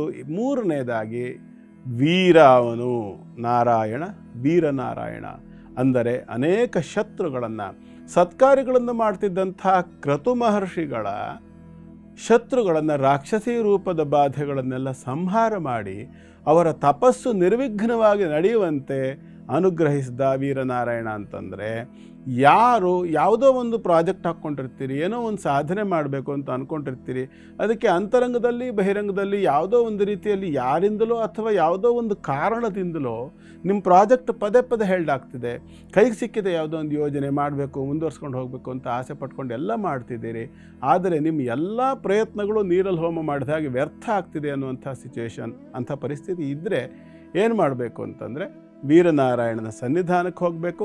ಕನಿಷ್ಠ 5 ತೆಂಗಿನಕಾಯಿಗಳನ್ನು ತಗೊಂಡು ಹೋಗಬೇಕು. ಜೊತೆಯಲ್ಲಿ 1 kg ಆಗುವಷ್ಟು ಅಕ್ಕಿಯನ್ನು ತಗೊಂಡು ಹೋಗಬೇಕು. ಈ ಎರಡನ್ನು, ಅಕ್ಕಿ ಮತ್ತು ತೆಂಗಿನಕಾಯಿಯನ್ನು ಒಂದು ಪಾತ್ರೆಯಲ್ಲಿ ಇಟ್ಟುಕೊಂಡು, ನಿಮಗೆ ಸಾಮರ್ಥ್ಯ ಇದ್ದ ಪಕ್ಷದಲ್ಲಿ, ಸಾಧ್ಯವಿದ್ದ ಪಕ್ಷದಲ್ಲಿ, ಅವಕಾಶ ಇದ್ದ ಪಕ್ಷದಲ್ಲಿ ಸ್ವಲ್ಪ ತುಳಸಿ, ಎಲೆ ಅಡಿಕೆ ಮತ್ತು ಹಣ್ಣುಗಳನ್ನು, ಸ್ವಲ್ಪ ಕಾಣಿಕೆಯನ್ನು, ಎಷ್ಟು ಬೇಕಾದರೂ, ಅದಕ್ಕಷ್ಟು ಇಷ್ಟು ಅಂಥೇಳಿ ಇಲ್ಲ. 5 kg ಅಕ್ಕಿ, 5 ತೆಂಗಿನಕಾಯಿ ಮಾತ್ರ ಮುಖ್ಯ. ಉಳಿದಂತೆ ಎಲ್ಲ ವಸ್ತುಗಳನ್ನು ಒಂದು ಹರಿವಾಣದಲ್ಲಿ ಜೋಡಿಸಿ ಇಟ್ಕೊಂಡು, ನಿಮ್ಮ ಬಲಗೈಯನ್ನು ಇಟ್ಕೊಂಡು ಅದರೊಳಗಡೆಗೆ ಅಕ್ಕಿ ಮತ್ತು ತೆಂಗಿನಕಾಯಿ ಮೇಲೆ ನಿಮ್ಮ ಬಲಗೈಯನ್ನು ಇಟ್ಕೊಂಡು ನೀವು ಹರಕೆಯನ್ನು, ಪ್ರಾರ್ಥನೆಯನ್ನು ಮಾಡಿ ಸಂಕಲ್ಪ ಮಾಡ್ಕೋಬೇಕು. ಏನಂತ? ನಾನು ಇಂಥದ್ದೊಂದು ಯೋಜನೆಯನ್ನು ಹಾಕ್ಕೊಂಡು ಕಾರ್ಯರೂಪಕ್ಕೆ ಇಳಿತಾ ಇದ್ದೀನಿ. ಇದಕ್ಕೆ ಇಂತಿಷ್ಟು ದಿವಸಗಳ ಕಾಲ ನಾನು ಶ್ರದ್ಧೆಯಿಂದ ಈ ಕೆಲಸ ಮಾಡಬೇಕು, ಮಾಡಿದಂತಹ ಈ ಕೆಲಸ ಯಶಸ್ವಿ ಆಗಬೇಕು ಮತ್ತು ನನಗೆ ಇದರಲ್ಲಿ ಒಂದು ಪರಿಣತಿ ಅಂತಕ್ಕಂಥದ್ದು ಬಂದು ನಾನು ಅಂದ್ಕೊಂಡಿರ್ತಕ್ಕಂಥ ರೀತಿಯಲ್ಲಿ ಇದು ಯಶಸ್ಸನ್ನು ಹೊಂದಬೇಕು ಅನ್ನುವಂಥ ಪ್ರಾರ್ಥನೆಯನ್ನು ಮಾಡಿಕೊಂಡು ಅದನ್ನು ವೀರನಾರಾಯಣನಿಗೆ ಸಮರ್ಪಣೆ ಮಾಡಬೇಕು.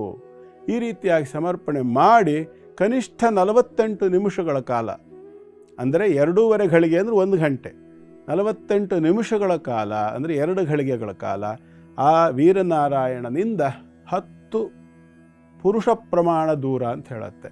10 ಪುರುಷ ಪ್ರಮಾಣ ದೂರ ಅಂದರೆ 60 ಅಡಿಗಳಷ್ಟು ದೂರ ಅಂತ ಇಟ್ಕೊಳ್ಳಿ. 1 ಪುರುಷ ಅಂದರೆ 6 ಅಡಿ ಅಂತ ಅಂದಾಜು. ಹಿಂದೆಲ್ಲ 40 ಅಡಿಗಳ ಗಟ್ಟಲೆ ಇರ್ತಿದ್ರಂತೆ ಎತ್ತರ ಹಿಂದಿನ ಕಾಲದಲ್ಲಿ, ಅದು ಬೇಡ ನಮಗೆ, 6 ಅಡಿ ಅಂತ ಲೆಕ್ಕ. 10 ಪುರುಷ ಪ್ರಮಾಣ ಅಂದರೆ 60 ಅಡಿ. 60 ಅಡಿಯ ಒಳಗೆ ಗರ್ಭಗುಡಿಯ ವಿಗ್ರಹದಿಂದ 60 ಅಡಿ ಅಂತರಕ್ಕಿಂತಲೂ ಮೊದಲೇ ಎಲ್ಲಾದರೂ ಒಂದು ಜಾಗದಲ್ಲಿ ಕೂತ್ಕೊಂಡು ಆ ಒಂದು ಪ್ರಾರ್ಥನೆಯನ್ನು ಮಾಡಿಕೊಂಡು ಬಂದರೆ ಅನೇಕ ರೀತಿಯ ದೋಷಗಳು ಪರಿಹಾರವಾಗೋದ್ರ ಜೊತೆಯಲ್ಲಿ ನೀವು ಏನು ಯೋಜನೆ ಪ್ರಾಜೆಕ್ಟ್ ಹಾಕ್ಕೊಂಡಿರ್ತೀರ ಅದು ಕೂಡ ಸುಸೂತ್ರವಾಗಿ ಯಶಸ್ವಿಯಾಗಿ ಮುಗಿದು ನಿಮ್ಮ ಕಾರ್ಯ ಅಂತಕ್ಕಂಥದ್ದು ಸಿದ್ಧಿ ಆಗತ್ತೆ. ಬಹಳ ವಿಶೇಷವಾದ ವಿಚಾರವಿದು. ಗದುಗಿನ ವೀರನಾರಾಯಣನನ್ನ ಹೇಗೆ ಪ್ರಾರ್ಥನೆ ಮಾಡಬೇಕು, ಹೇಗೆ ಹೋಲಿಸ್ಕೊಳ್ಬೇಕು, ಏನು ಪರಿಹಾರ ಪಡ್ಕೊಳ್ಬೇಕು ತಿಳಿದುಕೊಂಡ್ವಿ ಅಲ್ವಾ ಗುರುಗಳೇ? ಮುಂದಿನ 4 ರಾಶಿಗಳು. ಈಗ ಸಿಂಹರಾಶಿ. ಸಿಂಹರಾಶಿಯವರಿಗೆ ಇವತ್ತಿನ ದಿನ ಚೆನ್ನಾಗಿದೆ. ನಿನ್ನೆ ಮೊನ್ನೆಯಿಂದ ಇದ್ದಂತಹ ಸ್ವಲ್ಪ ಉದ್ರಿಕ್ತ ವಾತಾವರಣ ಇವತ್ತು ತಿಳಿಯಾಗ್ತಕ್ಕಂಥ ಎಲ್ಲ ಪೂರ್ಣ ಅವಕಾಶ ಇದೆ. ಭಾಗ್ಯಸ್ಥಿತಿಗೆ ಬಂದಿರತಕ್ಕಂಥ ಚಂದ್ರ ಮಾನಸಿಕವಾಗಿ ನೆಮ್ಮದಿಯನ್ನು ಕೊಡ್ತಾನೆ. ವಿಶೇಷವಾಗಿ ಆರ್ಥಿಕವಾಗಿ ನಷ್ಟವಾಗುವುದನ್ನು ಕಡಿಮೆ ಮಾಡ್ತಾನೆ. ತೃತೀಯಕ್ಕೆ ದೃಷ್ಟಿ ಕೊಡೋದ್ರಿಂದ ಧೈರ್ಯ ಸ್ಥೈರ್ಯಗಳು ಹೆಚ್ಚಾಗುತ್ತೆ. ರಾಶ್ಯಾಧಿಪತಿಯು ತೃತೀಯದಲ್ಲಿರೋದ್ರಿಂದ ಆರೋಗ್ಯದಲ್ಲೂ ಸುಧಾರಣೆ ಕಾಣುತ್ತೆ. ವಿದ್ಯಾಭ್ಯಾಸದ ವಿಚಾರದಲ್ಲಿ ವಿದ್ಯಾರ್ಥಿಗಳಿಗೆ ಕೂಡ ಸ್ವಲ್ಪ ಮಟ್ಟಿನ ಸಮಾಧಾನ ಮತ್ತು ಆಸಕ್ತಿಯನ್ನು ಹೆಚ್ಚಿಸ್ತಕ್ಕಂಥ ಶ್ರದ್ಧಾಭಕ್ತಿಯನ್ನು ಅಥವಾ ಪ್ರಜ್ಞಾಶಕ್ತಿಯನ್ನು, ಧೀಶಕ್ತಿಯನ್ನು, ಅಂದರೆ ಆ ಗ್ರಾಸ್ಪಿಂಗ್ ಪವರು ಮತ್ತು ಅದನ್ನು ಅರ್ಥ ಮಾಡ್ಕೊಳ್ತಕ್ಕಂಥ ಶಕ್ತಿ ಎಲ್ಲವೂ ಕೂಡ ಹೆಚ್ಚಾಗ್ತಕ್ಕಂಥ ಲಕ್ಷಣ ಇವತ್ತು ತುಂಬ ಚೆನ್ನಾಗಿದೆ. ಸಿಂಹರಾಶಿಯವರಿಗೆ ಇವತ್ತು ಯೋಚನೆ ಮಾಡೋದು ಬೇಡ. ಅಷ್ಟಮದಲ್ಲಿ ಶನೈಶ್ಚರ ಬಾಧೆಯನ್ನು ಒಂದನ್ನು ಹೊರತುಪಡಿಸಿದರೆ ಸಪ್ತಮದಲ್ಲಿ ರಾಹು. ವ್ಯಾಪಾರ ವ್ಯವಹಾರಗಳಲ್ಲಿ ಸ್ವಲ್ಪ ಮಂದಗತಿಯ ಪ್ರಗತಿಯನ್ನು ಮತ್ತು ಕೌಟುಂಬಿಕವಾಗಿ ಗಂಡ ಹೆಂಡತಿಯರ ಮಧ್ಯದಲ್ಲಿ ವಿಶೇಷವಾಗಿರತಕ್ಕಂಥ ಪ್ರೀತಿಯನ್ನು ಕೂಡ ನೋಡಬಹುದಾಗಿರುತ್ತೆ. ಅಷ್ಟಮ ಭಾವದ ಶನೈಶ್ಚರ ಬಾಧಾ ನಿವೃತ್ತಿಗೋಸ್ಕರವಾಗಿ ಇವತ್ತು ಆಂಜನೇಯನ ಸ್ಮರಣೆ ಮಾಡಿಕೊಳ್ಳಿ. ಶುಭವಾಗಲಿ. ಮುಂದಿಂದು ಕನ್ಯಾ ರಾಶಿ. ಕನ್ಯಾ ರಾಶಿಯವರಿಗೆ ಕೂಡ ಇವತ್ತಿನ ದಿವಸ ತಕ್ಕ ಮಟ್ಟಿಗೆ ಉತ್ತಮವಾಗಿರ್ತಕ್ಕಂಥದ್ದು. 2-3 ದಿನದಿಂದ ಅಡ್ಡ ಬಿದ್ದಿದ್ದಂಥ ಅಥವಾ ಒಂದು ಕಾರ್ಯರೂಪಕ್ಕೆ ಬರದೇ ಇದ್ದಂಥ ಯೋಜನೆಗಳನ್ನು ಇವತ್ತು ಮುಂದುವರಿಸ್ತಕ್ಕಂಥ ಪ್ರಯತ್ನ ಮಾಡುವಕ್ಕೆ ಅವಕಾಶ ಉಂಟು. ನಿಮ್ಮ ರಾಶಿಗೆ ಅಷ್ಟಮದಲ್ಲಿದ್ದರೂ ಕೂಡ ಚಂದ್ರ ಲಾಭಾಧಿಪತಿಯಾಗಿ ಧನವನ್ನು ನೋಡೋದ್ರಿಂದ ಕೆಲಸ ಕಾರ್ಯಗಳು ವಿಶೇಷವಾಗಿ ಇವತ್ತು ಮುನ್ನಡೆಯಲಿಕ್ಕೆ ಪೂರ್ಣ ಅವಕಾಶ ಇದೆ. ಪೂರ್ಣವಾಗಿರ್ತಕ್ಕಂತಹ ಗುರುವಿನ ಒಂದು ಅನುಕೂಲ ಅಂತಕ್ಕಂಥದ್ದಿದೆ. ಗುರುವಿನ ಬಲ ಅಲ್ಲ, ಗುರುವಿನ ಅನುಕೂಲ ಸ್ಥಿತಿ ಮತ್ತು ಧನಸ್ಥಾನದಲ್ಲಿಯೇ ವ್ಯಯಾಧಿಪತಿ ಇರೋದರಿಂದ ವಿಶೇಷವಾಗಿ ಧನಾಗಮನವಾಗ್ತಕ್ಕಂಥ ಅವಕಾಶ ಕೂಡ ಚೆನ್ನಾಗಿ ಕಾಣಿಸುತ್ತೆ. ವ್ಯಾಪಾರ ವ್ಯವಹಾರಗಳಲ್ಲಿ ಸ್ವಲ್ಪ ಮಂದಗತಿಯ ಪ್ರಗತಿ ಕಾಣ್ಬೋದು. ವಿದ್ಯಾರ್ಥಿಗಳಿಗೆ ಕೂಡ ಅಷ್ಟು ವಿಶೇಷವಾದ ದಿನ ಅಂತ ಅನಿಸೋದಿಲ್ಲ. ಬದಲಾಗಿ ತೃತೀಯ ಭಾವದಲ್ಲಿರ್ತಕ್ಕಂಥ ಬುಧಮಂಗಳ ಯೋಗದಿಂದಾಗಿ ಸ್ವಲ್ಪ ವಿದ್ಯೆ ಕಡೆಗೆ ಅನಾಸಕ್ತಿ, ಅಷ್ಟು ವಿಶೇಷವಾಗಿ ಶ್ರದ್ಧೆ ಬರದೇ ಇರುವಂಥ ಸಾಧ್ಯತೆ ಕೂಡ ಇರುತ್ತೆ. ಉಪಾಸನೆ ಅಂತಕ್ಕಂಥದ್ದು ಬಂದಾಗ ಇವತ್ತು ದತ್ತಾತ್ರೇಯರ ಉಪಾಸನೆಯಿಂದ ವಿದ್ಯಾಭಿವೃದ್ಧಿ ಆಗಲಿಕ್ಕೆ ಪೂರ್ಣವಾದ ಅವಕಾಶ ಇದೆ. ಪ್ರಯತ್ನ ಮಾಡಿ, ಶುಭವಾಗಲಿ. ಮುಂದಿಂದು ತುಲಾರಾಶಿ. ತುಲಾರಾಶಿಯವರಿಗೆ ಇವತ್ತಿನ ದಿನ ಉತ್ತಮವಾಗಿರ್ತಕ್ಕಂಥ ರೀತಿಯಲ್ಲಿದೆ. ಕಾರಣ ನಿಮ್ಮ ಕರ್ಮಾಧಿಪತಿಯೇ ಸಪ್ತಮಕ್ಕೆ ಬಂದಿದ್ದಾನೆ. ಪೂರ್ಣ ದೃಷ್ಟಿ ನಿಮ್ಮ ರಾಶಿ ಕೊಡೋದ್ರಿಂದ ಕರ್ಮಭಾವದಲ್ಲಿ ಸಾಕಷ್ಟು ಅಭಿವೃದ್ಧಿಯನ್ನು ಕಾಣಬಹುದಾಗಿರುತ್ತೆ. ಲಾಭಾಂಶದಲ್ಲಿ ಅಭಿವೃದ್ಧಿಯನ್ನು ಕಾಣಬಹುದಾಗಿರುತ್ತೆ. ರವಿ ಮತ್ತು ಚಂದ್ರರು ಲಾಭ ಮತ್ತು ಕರ್ಮಾಧಿಪತಿಗಳು ಸಮಸಪ್ತಮದಲ್ಲಿ ದೃಷ್ಟಿಯನ್ನು ಕೊಟ್ಟಾಗ ರವಿಯ ಉಚ್ಚಸ್ಥಿತಿಗೆ ಅಥವಾ ರವಿಯ ಉಚ್ಚಸ್ಥಾನಕ್ಕೆ ಚಂದ್ರ ಬಂದಿರೋದ್ರಿಂದ ಕರ್ಮದಲ್ಲಿ ವೃದ್ಧಿಯನ್ನು ಕಾಣಬಹುದಾಗಿರುತ್ತೆ. ಹೊಸ ಕಾಂಟ್ರಾಕ್ಟ್ಗಳು ಸಿಕ್ಕಬಹುದು. ನೀವು ಬಿಸ್ನೆಸ್ ಮಾಡ್ತಕ್ಕಂಥವರಾಗಿದ್ದರೆ ವಿಶೇಷವಾಗಿ ರಸ್ತೆ ಕಾಮಗಾರಿ ಇರಬಹುದು ಅಥವಾ ಸಿಮೆಂಟ್ ಸಂಬಂಧಿತವಾಗಿರತಕ್ಕಂಥ ವ್ಯವಹಾರಗಳಿರ್ಬೋದು. ಔಷಧಿ ಉಪಚಾರಗಳನ್ನು, ವಿಶೇಷವಾಗಿ ಆಸ್ಪತ್ರೆ ಸಾಮಗ್ರಿಗಳನ್ನು, ಚಿಕಿತ್ಸಾ ಸಾಮಗ್ರಿಗಳನ್ನು ವ್ಯಾಪಾರ ಮಾಡ್ತಕ್ಕಂಥವ್ರು, ಹೋಲ್ಸೇಲ್ ಡೀಲರ್ಸು, ಮಾತ್ರೆ ಔಷಧಿಗಳನ್ನು ವ್ಯಾಪಾರ ಮಾಡ್ತಕ್ಕಂಥವ್ರಿಗೆ ಕೂಡ ಸ್ವಲ್ಪ ಮಟ್ಟಿಗೆ ಲಾಭಾಂಶದಲ್ಲಿ ಪ್ರಗತಿಯನ್ನು ನೋಡಬಹುದಾಗಿರುತ್ತೆ. ಅನ್ನ ಆಹಾರಗಳು, ಹೋಟೆಲ್ ಉದ್ಯಮ ಇತ್ಯಾದಿಗಳನ್ನು ಮಾಡ್ತಕ್ಕಂಥವ್ರಿಗೆ ಕೂಡ ವೃದ್ಧಿಯಾಗಿ ಕಾಣಿಸುತ್ತೆ. ತರಕಾರಿ, ಹೈನುಗಾರಿಕೆ, ಹಾಲಿನ ವ್ಯಾಪಾರಿಗಳಿಗೂ ಕೂಡ ಇವತ್ತಿನ ದಿವಸ ಸಾಕಷ್ಟು ವೃದ್ಧಿ ಇದೆ. ವಿದ್ಯಾರ್ಥಿಗಳಿಗೆ ಒಂದು ಥರದ ಸೋಮಾರಿತನ ಬರುವಂಥ ಲಕ್ಷಣ ಇದೆ. ಹಾಗಾಗಿ ಮುಖ್ಯವಾಗಿ ವಿದ್ಯಾರ್ಥಿಗಳು ಸುಬ್ರಹ್ಮಣ್ಯನ ಆರಾಧನೆ ಮಾಡಿಕೊಂಡು ಮುಂದುವರೆದರೆ ವಿದ್ಯಾಭ್ಯಾಸದಲ್ಲಿ ಪ್ರಗತಿಯನ್ನು ನೋಡಬಹುದಾಗಿರುತ್ತೆ. ಪ್ರಯತ್ನ ಮಾಡಿ, ಶುಭವಾಗಲಿ. ಮುಂದಿಂದು ವೃಶ್ಚಿಕ ರಾಶಿ. ವೃಶ್ಚಿಕ ರಾಶಿಯವರಿಗೆ ಕೂಡ ಇವತ್ತಿನ ದಿನ ಚೆನ್ನಾಗಿದೆ. ಕಾರಣ ನಿಮಗೆ ಭಾಗ್ಯಾಧಿಪತಿಯಾಗಿರತಕ್ಕಂತಹ ಚಂದ್ರ ಶುದ್ಧ ಸ್ಥಿತಿಗೆ ಬಂದಿರತಕ್ಕಂಥದ್ದು, ನಿಮ್ಮ ರಾಶಿಗೆ ಕರ್ಮಾಧಿಪತಿಯ ದೃಷ್ಟಿಯನ್ನು ಹೊಂದಿರತಕ್ಕಂಥದ್ದು. ಕೆಲಸ ಕಾರ್ಯಗಳಲ್ಲಿ, ಉದ್ಯೋಗಗಳಲ್ಲಿ, ವ್ಯಾಪಾರ ವ್ಯವಹಾರಗಳಲ್ಲಿ, ಉದ್ದಿಮೆಗಳಲ್ಲಿ, ಸರ್ಕಾರಿ ವ್ಯವಹಾರಗಳಲ್ಲಿ ಅಥವಾ ಬಿಸ್ನೆಸ್ನಲ್ಲಿ ಕೂಡ ಸಾಕಷ್ಟು ಅನುಕೂಲ ಅಂತಕ್ಕಂಥದ್ದು ಕಾಣೋದಕ್ಕೆ ಅವಕಾಶ ಇದೆ. ಆದರೆ ಸಪ್ತಮಾಧಿಪತಿಯಾಗಿರ್ತಕ್ಕಂಥ ಶುಕ್ರ ಸ್ಥಿತಿ ಅಷ್ಟು ಅನುಕೂಲ ಇಲ್ಲದೇ ಇರೋದರಿಂದ ಸ್ವಲ್ಪ ಇವತ್ತು ಮಹಾಲಕ್ಷ್ಮಿಯ ಉಪಾಸನೆ ಬೇಕು. ಧನಲಕ್ಷ್ಮಿ ಸ್ವರೂಪ ಕಮಲದ ಹೂವಿನ ಮೇಲೆ ಕುಳಿತುಕೊಂಡು ಸ್ವರ್ಣದ ಬಂಗಾರದ ನಾಣ್ಯಗಳ ಒಂದು ಕುಂಭವನ್ನು ತನ್ನ ತೊಡೆ ಮೇಲೆ ಇಟ್ಕೊಂಡಿರ್ತಕ್ಕಂತಹ ಲಕ್ಷ್ಮಿಯ ಸ್ವರೂಪ. 2 ಕಡೆಗಳಲ್ಲಿ ಆನೆಗಳು, ಲಕ್ಷ್ಮೀರ್ ದಿವ್ಯೈರ್ ಗಜೇಂದ್ರೈರ್ ಮಣಿಗಣಖಚಿತೈ ಸ್ನಾಪಿತ ಹೇಮಕುಂಭೈ, ಬಂಗಾರದ ಕುಂಭಗಳನ್ನು ಹಿಡಿದಿರ್ತಕ್ಕಂಥ ಆನೆಯಿಂದ ಮಹಾಲಕ್ಷ್ಮಿಯನ್ನು ಈ ರೀತಿಯಾಗಿರ್ತಕ್ಕಂಥ ಸ್ವರೂಪವನ್ನು ಉಪಾಸನೆ ಮಾಡ್ಕೊಳ್ಳಿ. ಶುಭವಾಗಲಿ. ಗುರುಜಿ, ನಯನ ಅನ್ನೋರು ಈ ಒಂದು ಮೆಸೇಜ್ ಕಳಿಸಿದ್ದಾರೆ. 3796 ಹುಟ್ಟಿರುವಂಥದ್ದು, 8:13 ರಾತ್ರಿ ಅಂತ. ನಮಸ್ತೆ ಗುರುಜಿ, ನನಗೆ ಹೆಲ್ತ್ ಪ್ರಾಬ್ಲಮ್ ತುಂಬ ಇದೆ ಗುರುಜಿ. ಹಾಸ್ಪಿಟಲ್ಗೆಲ್ಲ ಚೆಕಪ್ ಮಾಡಿಸಿದ್ದೀವಿ ಗುರುಜಿ, ಆದರೆ ಎಲ್ಲ ನಾರ್ಮಲ್ ಅಂತಾರೆ. ಯಾಕೋ ಗೊತ್ತಿಲ್ಲ, ಚೆಸ್ಟ್ ಪೇನ್ ಬರುತ್ತೆ ಗುರುಜಿ. ಏನಾದರೂ ಪರಿಹಾರ ಇದೆ ತಿಳಿಸ್ಕೊಡಿ ಅಂತ ಕೇಳ್ತಿದ್ದಾರೆ. ನಯನ ಅವರೇ, ನೀವು ಕಳಿಸಿರೋ ಡೇಟ್ ಆಫ್ ಬರ್ತ್ ಟೈಮ್ ಪ್ರಕಾರ ನಿಮ್ಮದು ಶ್ರವಣ ನಕ್ಷತ್ರ, ಮಕರ ರಾಶಿ. ಮತ್ತು ವಿಶೇಷವಾಗಿ ನೋಡಿದಾಗ ನಿಮ್ಮ ಜಾತಕವನ್ನು ಗಂಭೀರವಾಗಿ ನೋಡಿದಾಗ ಈ ಜಾತಕದಲ್ಲಿ ಒಂದು ಭೃಗ್ವಂಗಾರಕ ಅನ್ನುವಂಥ ಒಂದು ದೊಡ್ಡ ದೋಷ ಪಂಚಮದಲ್ಲಿದೆ. ಹಾಗಂತೇಳಿ ಆ ದೋಷ ಏನಾದರೂ ಅಪಾಯಕಾರಿನೋ, ಏನೋ ಆಪತ್ತೋ, ಆಯಸ್ಸಿಗೆ ಕಂಠಕವೋ ಅಂತ ಕೇಳಿದ್ರೆ ಖಂಡಿತ ಅಲ್ಲ. ನಿಮ್ಮ ಗರ್ಭನಾಳ ಮತ್ತು ಗರ್ಭಕೋಶಗಳಿಗೆ ಸಂಬಂಧಪಟ್ಟಿರತಕ್ಕಂಥ ತೊಂದರೆಯನ್ನು ಕೊಡ್ತಕ್ಕಂಥದ್ದು ಬಿಟ್ಟರೆ ದೊಡ್ಡ ಮಟ್ಟದ ಅನಾಹುತ ಮಾಡ್ತಕ್ಕಂಥದ್ದಲ್ಲ. ಆ ವಿಭಾಗದಲ್ಲಿ ತೊಂದರೆಗಳಿದ್ದರೆ ಅದಕ್ಕೆ ಸರಿಯಾದ ಚಿಕಿತ್ಸೆ, ಟ್ರೀಟ್ಮೆಂಟ್ಗಳನ್ನು ಸರಿಯಾಗಿ ತಗೊಳ್ಳಿ, ಅದು ಪರಿಹಾರವೂ ಆಗತ್ತೆ. ಆದರೆ ಸದ್ಯದ ಪರಿಸ್ಥಿತಿಯಲ್ಲಿ 2026ನೇ ಇಸವಿ ಅಕ್ಟೋಬರ್, ಅಂದರೆ ಮುಂದಿನ ವರ್ಷ ಅಕ್ಟೋಬರ್ ತಿಂಗಳ 18ನೇ ತಾರೀಕಿನವರೆಗೂ ಕೂಡ ನಿಮಗೆ ರಾಹು ದಶೆ ಅಂತಕ್ಕಂಥದ್ದಿದೆ. ಈ ರಾಹು ದಶೆ ಅಂತಕ್ಕಂಥದ್ದು ರಕ್ತನಾಳಗಳನ್ನು, ಶ್ವಾಸನಾಳಗಳನ್ನು ಏನು ಮಾಡ್ತದೆ, ಅದು ಚಿಕ್ಕ ಸಂಕುಚನ ಮಾಡ್ತಕ್ಕಂಥ ರೀತಿಯ ಕೆಲಸವನ್ನು ಮಾಡ್ತದೆ. ಇದರಿಂದಾಗಿ ನಿಮಗೆ ತೊಂದರೆ ಅಂತಕ್ಕಂಥದ್ದು ಬರುವ ಲಕ್ಷಣ ಇದೆ. ಹಾಗಾಗಿ ನಿಮಗೆ ಬಹಳ ಸುಲಭವಾಗಿ ಒಂದು ಔಷಧಿಯನ್ನು ಹೇಳ್ತೇನೆ. ಅದರ ಔಷಧಿಯನ್ನು ಮಾಡಬೇಕು. ನೀವು ಸರಿಯಾದ ರೀತಿಯಲ್ಲಿ ಔಷಧಿಯನ್ನು ಮಾಡಿದರೆ ಖಂಡಿತ ನಿಮ್ಮ ಆರೋಗ್ಯದಲ್ಲಿ ಸುಧಾರಣೆ ಆಗುತ್ತೆ. ಮೊದಲನೇದಾಗಿ ಆದಷ್ಟು ಪ್ರತಿನಿತ್ಯ ಎಲ್ಲಾದರೂ ಒಂದು ಗೋವನ್ನು ಪೂಜಿಸೋದು, ನಮಸ್ಕರಿಸೋದನ್ನು ಅಭ್ಯಾಸ ಮಾಡಿಕೊಳ್ಳಿ. ಪ್ರತಿನಿತ್ಯ, ರಜಾದಾಗ 3 ದಿನ ಬಿಟ್ಟು ಉಳಿಕೆ ಎಲ್ಲ ದಿನಗಳಲ್ಲೂ ಮಾಡಬೇಕು. ಇದರ ಜೊತೆಯಲ್ಲಿ ಆ ಗೋವಿಗೆ ಸಂಬಂಧಪಟ್ಟಿರ್ತಕ್ಕಂಥ ಗೋಮೂತ್ರವನ್ನು ಶೇಖರಿಸಿ ಅರ್ಕ ಅಂತ ಮಾಡ್ತಾರೆ. ನೀವು ತಂದು ಶೇಖರಿಸಿ ಇಟ್ಕೊಟ್ರೆ 3 ದಿವಸಕ್ಕೆ ಹಾಳಾಗೋಗುತ್ತೆ, 4ನೇ ದಿವಸ ಕುಡಿಯೋಕ್ಕೆ ಸಿಗೋದಿಲ್ಲ. ಅದರ ಬದಲು ಅದನ್ನು ಸರಿಯಾಗಿ ವ್ಯವಸ್ಥಿತವಾಗಿ ಸ್ಟೆರೈಲ್ ಮಾಡಿ ಗೋಮೂತ್ರ ಅರ್ಕ ಅಂತ ಮಾಡ್ತಾರೆ. ಆ ಅರ್ಕವನ್ನು ತಂದಿಟ್ಕೊಳ್ಳಿ. ಅದು ಬಾಟಲ್ನಲ್ಲಿ ಹಾಕಿ ಮಾರ್ಕೆಟ್ನಲ್ಲಿ ಸಿಗ್ತದೆ, ಸರಿಯಾಗಿ ಹುಡುಕೊಂಡ್ರೆ ಗೊತ್ತಾಗ್ತದೆ. ಸುಮಾರು 50 ml ನೀರನ್ನು ತಗೊಳ್ಳಿ, ಶುದ್ಧವಾದ ನೀರು, ಕುಡಿಯೋ ನೀರು. ಅದಕ್ಕೆ 5 ml ಆಗುವಷ್ಟು ಅಥವಾ ಒಂದು ಮುಚ್ಚಳ, ಈಗ ಕಾಫ್ ಸಿರಪ್ ಎಲ್ಲ ಬರುತ್ತೆಲ್ಲ ಅದರಲ್ಲಿ ಒಂದು ಮುಚ್ಚಳ ಆಗುವಷ್ಟು ಆ ಒಂದು ಗೋಮೂತ್ರ ಅರ್ಕವನ್ನು 50 ml ನೀರಿಗೆ ಅದನ್ನು ಸೇರಿಸಬೇಕು ಮತ್ತು ಅದನ್ನು ಕುಡಿಬೇಕು. ಬೆಳಿಗ್ಗೆ ಎದ್ದ ತಕ್ಷಣ ಖಾಲಿ ಹೊಟ್ಟೆಗೆ ಕನಿಷ್ಠ ಅರ್ಧ ಗಂಟೆಗಳ ಕಾಲ ಹೊಟ್ಟೆಗೆ ಇನ್ಯಾವುದೇ ಒಂದು ವಸ್ತುವನ್ನು ತಗೊಳ್ಬಾರ್ದು. ನೀರನ್ನು, ಹಾಲು, ಕಾಫಿ, ಟೀ ಇತ್ಯಾದಿ ಏನನ್ನೂ ಕುಡಿಬಾರ್ದು. ಅರ್ಧ ಗಂಟೆಗಳ ಕಾಲ ಈ ರೀತಿಯಾಗಿ ಮಾಡಿದಾಗ ನಾಳಗಳಲ್ಲಿ ಏನಾದರೂ ತೊಂದರೆಗಳಿದ್ದರೆ ಕೆಲವು ದಿವಸಗಳ ಪರ್ಯಂತರ ಮಾಡಬೇಕು. ಒಂದು ಸಾರಿ ಶುರು ಮಾಡಿದಾಗ 12 ದಿನ ನಿತ್ಯ ತಗೋಬೇಕು. ತುಂಬ ಉಷ್ಣ ಆಗುತ್ತೆ, ಶರೀರಕ್ಕೆ ತಂಪು ಮಾಡಬೇಕಾದನ್ನೆಲ್ಲ ವ್ಯವಸ್ಥೆ ಮಾಡ್ಕೋಬೇಕು. 12 ದಿನ ನಿರಂತರವಾಗಿ ತಗೊಳ್ಬೇಕು, ಮತ್ತೆ 12 ದಿನ ನಿಲ್ಲಿಸಬೇಕು, ಪುನಃ 12 ದಿನ ತಗೋಬೇಕು, ಮತ್ತೆ 12 ದಿನ ನಿಲ್ಲಿಸಬೇಕು. ಇದೇ ರೀತಿಯಲ್ಲಿ ನೀವು 1 ವರ್ಷಗಳ ಕಾಲ ತಗೊಂಡ್ರೆ ಸಂಪೂರ್ಣವಾಗಿ ಶರೀರವನ್ನು ಅದು ಶುದ್ಧೀಕರಣ ಮಾಡುತ್ತೆ. ಇದರಿಂದಾಗಿ ನಿಮ್ಮ ಆರೋಗ್ಯ ಕೂಡ ಖಂಡಿತ ಸುಧಾರಿಸುತ್ತೆ. ಜೊತೆಯಲ್ಲಿ ಒಂದು ರಾಹು, ಬೃಹಸ್ಪತಿ, ಸಂಧಿ, ಪ್ರತಿನಿಧಿ, ಶಾಂತಿ, ಇದನ್ನು ಆಚರಣೆ ಮಾಡಿಕೊಳ್ಬೇಕು. ಇನ್ನೊಂದು ಸರಿ ಹೇಳ್ತೀನಿ, ರಾಹು, ಬೃಹಸ್ಪತಿ, ಸಂಧಿ, ಪ್ರತಿನಿಧಿ, ಶಾಂತಿ, ಇದನ್ನು ಆಚರಣೆ ಮಾಡಿಕೊಂಡಾಗ ಕೂಡ ನಿಮ್ಮ ಆರೋಗ್ಯದಲ್ಲಿ ಸಾಕಷ್ಟು ಸುಧಾರಣೆ ಆಗುತ್ತೆ. ಪ್ರಯತ್ನ ಮಾಡಿ. ಆಯಸ್ಸಿಗೆ ಯಾವುದೇ ರೀತಿಯ ಅಪಾಯ ಇಲ್ಲ, ಗಾಬರಿ ಆಗಬೇಕಾದಿಲ್ಲ. ಒಳ್ಳೆಯದಾಗಲಿ. ನಯನ ಅವರೇ, ಧನ್ಯವಾದಗಳು ಕಾರ್ಯಕ್ರಮಕ್ಕೆ ಮೆಸೇಜನ್ನು ಕಳಿಸಿದ್ದಕ್ಕಾಗಿ. ಆದಷ್ಟು ಬೇಗ ನಿಮ್ಮ ಆರೋಗ್ಯ ಸುಧಾರಣೆ ಆಗಲಿ ಅಂತ ನಾವು ಕೂಡ ಪ್ರಾರ್ಥನೆ ಮಾಡ್ತೇವಮ್ಮ.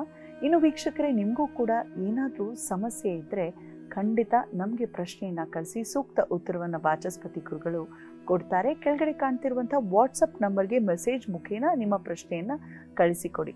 ಹಾಗೆಯೇ ನಮ್ಮ NKR TV ಕನ್ನಡ ಯೂಟ್ಯೂಬ್ ಚಾನಲ್ನಲ್ಲಿ ನಮ್ಮ ಕಾರ್ಯಕ್ರಮವನ್ನು ಯಾವಾಗ ಬೇಕಾದರೂ ತಾವು ನೋಡಬಹುದು ಅಂತ ಹೇಳ್ತಾ ಗುರುಗಳೇ, ಕೊನೆಯ 4 ರಾಶಿಗಳು ಆಗಲಿ. ಈಗ ಧನುರಾಶಿಯನ್ನು ನೋಡೋಣ. ಧನುರಾಶಿಯವರಿಗೆ ಇವತ್ತಿನ ದಿನ ತಕ್ಕಮಟ್ಟಿಗೆ ಉತ್ತಮವಾಗಿರ್ತಕ್ಕಂಥದ್ದು. ಆರೋಗ್ಯದಲ್ಲಿ ಸುಧಾರಣೆ, ವ್ಯಾಪಾರ ವ್ಯವಹಾರಗಳಲ್ಲಿ ಸುಧಾರಣೆ, ಸಂಪತ್ತಿನಲ್ಲಿ ಅಥವಾ ಸಂಪಾದನೆಯಲ್ಲಿ ಸುಧಾರಣೆ, ವಿದ್ಯಾರ್ಥಿಗಳಿಗೆ ಶ್ರದ್ಧೆಯಿಂದ ಓದ್ತಕ್ಕಂಥ ಒಂದು ಅವಕಾಶ, ಎಲ್ಲವೂ ಕೂಡ ತುಂಬ ಉತ್ತಮವಾಗಿರ್ತಕ್ಕಂಥದ್ದು. ಹಾಗಾಗಿ ಗುರುಬಲದ ಒಂದು ಕೊರತೆಯನ್ನು ಹೊರತುಪಡಿಸಿದರೆ ಇವತ್ತಿನ ದಿನ ಧನುರಾಶಿಯವರಿಗೆ ತುಂಬ ಚೆನ್ನಾಗಿದೆ ಅಂತಲೇ ಹೇಳಬಹುದಾಗಿರುತ್ತೆ. ಲಾಭಸ್ಥಿತಿಗೆ ಶುಕ್ರ ಬಂದಿದ್ದಾನೆ ಮತ್ತು ವಿಶೇಷವಾಗಿ ಶುಕ್ರಾದಿತ್ಯ ಯೋಗ ಮತ್ತು ಅಲ್ಲಿರ್ತಕ್ಕಂಥ ಚಂದ್ರಾದಿತ್ಯ ಯೋಗ, ಇವೆರಡೂ ಕೂಡ ಬಹಳ ಅದ್ಭುತವಾಗಿರ್ತಕ್ಕಂಥದ್ದು. ಪೂರ್ಣಚಂದ್ರ ಯೋಗ ಕೂಡ ಇದೆಯಲ್ಲ, ಹಾಗಾಗಿ ಒಳ್ಳೆಯ ಒಂದು ಯೋಗ. ವಿಶೇಷವಾಗಿ ಶಿಕ್ಷಕರಿಗೆ, ವಿದ್ಯೆಯನ್ನು ಕಲಿಸ್ತಕ್ಕಂಥವರು, ಪ್ರೈವೇಟ್ ಟ್ಯುಟೋರಿಯಲ್ಸ್ ಇತ್ಯಾದಿಗಳನ್ನು, ಎಜುಕೇಷನ್ ಸೆಂಟರ್ಗಳನ್ನು ಏನು ಇಟ್ಕೊಂಡಿರ್ತೀರಲ್ಲ, ಅಂಥವ್ರಿಗೆ ಇವತ್ತಿನ ದಿನ ತುಂಬ ಚೆನ್ನಾಗಿರುವಂಥ ಲಕ್ಷಣ ಕಾಣುತ್ತೆ. ಕಾರಣ ಗುರು ಕೇಂದ್ರಕ್ಕೆ ಬಂದಿರತಕ್ಕಂಥದ್ದು ಚಂದ್ರನಿಗೆ. ನಿಮಗೆ ಗುರುಬಲ ಇಲ್ಲ ಧನುರಾಶಿಯವರಿಗೆ, ಆದರೂ ಕೂಡ ಚಂದ್ರನಿಗೆ ಗುರು ಕೇಂದ್ರದಲ್ಲಿರೋದ್ರಿಂದ ಸಾಕಷ್ಟು ಅಭಿವೃದ್ಧಿಯನ್ನು ನೋಡಬಹುದಾಗಿರುತ್ತೆ. ದುಡ್ಡು ಕಾಸಿನ ವಿಚಾರದಲ್ಲೂ ಏನು ಅಂಥ ಕೊರತೆ ಅಂತಕ್ಕಂಥದ್ದು ಕಾಣಿಸೋದಿಲ್ಲ. ಹಾಗಾಗಿ ಇವತ್ತಿನ ದಿನ ಧನುರಾಶಿಯವರಿಗೆ ಚೆನ್ನಾಗಿದೆ. ಅಷ್ಟಮ ಗುರುವಿನ ಬಾಧಾನಿವೃತ್ತಿಗೋಸ್ಕರವಾಗಿ ದತ್ತಾತ್ರೇಯರ ಮಾಲಾ ಮಂತ್ರ, ಬಹಳ ವಿಶೇಷವಾಗಿರತಕ್ಕಂಥ ಒಂದು ಮಾಲಾ, ಶ್ರೀ ದತ್ತ ಮಾಲಾ ಮಂತ್ರ ಅಂತ ಬರುತ್ತೆ. ಓಂ ನಮೋ ಭಗವತೆ ದತ್ತಾತ್ರೇಯಾಯ ಅಂಥೇಳಿ ಆರಂಭ ಆಗುತ್ತೆ. ಸ್ವಲ್ಪ ಉದ್ದ ಇದೆ ಜಾಸ್ತಿ. ಆ ಮಂತ್ರವನ್ನು ಕನಿಷ್ಠ 8 ಬಾರಿ ಪಠನ ಮಾಡಿಕೊಳ್ಳಿ. ದತ್ತಾತ್ರೇಯರ ಒಂದು ಅನುಗ್ರಹ ಪ್ರಾಪ್ತಿಯಾಗ್ತದೆ. ಪ್ರಯತ್ನ ಮಾಡಿ. ಶುಭವಾಗಲಿ.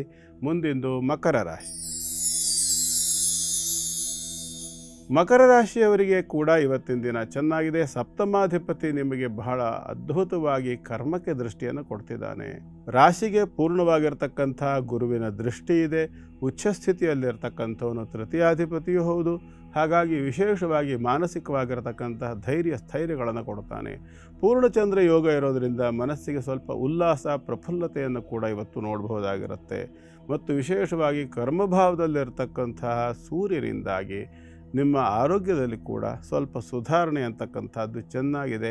ತಗೊಳ್ತಕ್ಕಂಥ ಔಷಧೋಪಚಾರ ವಿಶೇಷವಾಗಿ ಸ್ವಲ್ಪ ಹೆಚ್ಚು ದೀರ್ಘಕಾಲದ ಆರೋಗ್ಯ ಸಮಸ್ಯೆ ಇರತಕ್ಕಂಥವರಿಗೆ ಇವತ್ತು ಆ ಒಂದು ಆರೋಗ್ಯದಲ್ಲಿ ಚೇತರಿಕೆ, ಔಷಧಿ ಉಪಚಾರಗಳಿಂದ ಚೇತರಿಕೆ ಆಗ್ತಕ್ಕಂಥ ಲಕ್ಷಣ ಕೂಡ ಇದೆ. ಸ್ವಲ್ಪ ಪಥ್ಯದ ಕಡೆ ಗಮನ ಹರಿಸಬೇಕಾಗಿ ಬರುತ್ತೆ. ಕಾರಣ ಏನು ಅಂತಂದರೆ, ನೀವು ಮಕರ ರಾಶಿಯವರು ನಿಮ್ಮ ಪಂಚಮಾಧಿಪತಿ ಆಗಿರ್ತಕ್ಕಂಥ ಶುಕ್ರ ಅಸ್ತಸ್ಥಿತಿಯ ಕಡೆಗೆ ಹೋಗ್ತಾ ಇದ್ದಾನೆ. ಹಾಗಾಗಿ ಆಹಾರದಲ್ಲಿ ಎಚ್ಚರಿಕೆಯನ್ನು, ಪಥ್ಯವನ್ನು ಹೆಚ್ಚಾಗಿ ಮಾಡ್ತಕ್ಕಂಥದ್ದು ಬಹಳ ಉತ್ತಮ. ನಿಮಗೆ ಡಾಕ್ಟರ್ ಹೇಳಿರ್ತಕ್ಕಂಥ ರೀತಿಯಲ್ಲಿ ನಿಮ್ಮ ಆಹಾರದ ವ್ಯವಸ್ಥೆಯನ್ನು ಮಾಡಿಕೊಳ್ಬೇಕು. ಜೊತೆಯಲ್ಲಿ ಇವತ್ತು ಅನ್ನಪೂರ್ಣೇಶ್ವರಿ ಆರಾಧನೆಯನ್ನು ಕೂಡ ಮಾಡಿಕೊಳ್ಳಿ. ಅನ್ನಪೂರ್ಣೇಶ್ವರಿಯ ಅನುಗ್ರಹವನ್ನು ಮಾಡಿಕೊಳ್ಳಿ. ಒಂದು ಮುಷ್ಟಿ ಅನ್ನವನ್ನು ಹೊರಗಡೆ ಪಶು ಪಕ್ಷಿಗಳಿಗೆ ಭೋಜನಕ್ಕೆ ಅಥವಾ ಇರುವೆ ಇತ್ಯಾದಿ ಜೀವಗಳಿಗೆ ಭೋಜನಕ್ಕೆ ಅನುಕೂಲವಾಗ್ತಕ್ಕಂಥ ರೀತಿಯಲ್ಲಿ ಯಾವುದಾದ್ರೂ ಒಂದು ಗಿಡದ ಶುದ್ಧವಾಗಿರ್ತಕ್ಕಂಥ ಜಾಗದ, ಅಂದರೆ ಶುದ್ಧವಾದ ಜಾಗದಲ್ಲಿ ಬೆಳೆದಿರ್ತಕ್ಕಂಥ ಯಾವುದಾದ್ರೂ ಒಳ್ಳೆಯ ಗಿಡದ, ಹೂವಿನ ಗಿಡ ಇತ್ಯಾದಿಗಳ ಬುಡದಲ್ಲಿ ಕೆಳಭಾಗದಲ್ಲಿ ಅದನ್ನು ಮಣ್ಣಿನ ಮೇಲೆ ಸಮರ್ಪಣೆಯನ್ನು ಮಾಡಬೇಕು. ಒಂದು ಮುಷ್ಟಿ ಅನ್ನವನ್ನು ಅನ್ನಪೂರ್ಣ ಪರಮೇಶ್ವರಿಯಿಂದ ಪ್ರಾರ್ಥನೆ ಮಾಡಿಕೊಳ್ಳಿ. ಶುಭವಾಗಲಿ. ಮುಂದಿನದು ಕುಂಭರಾಶಿ.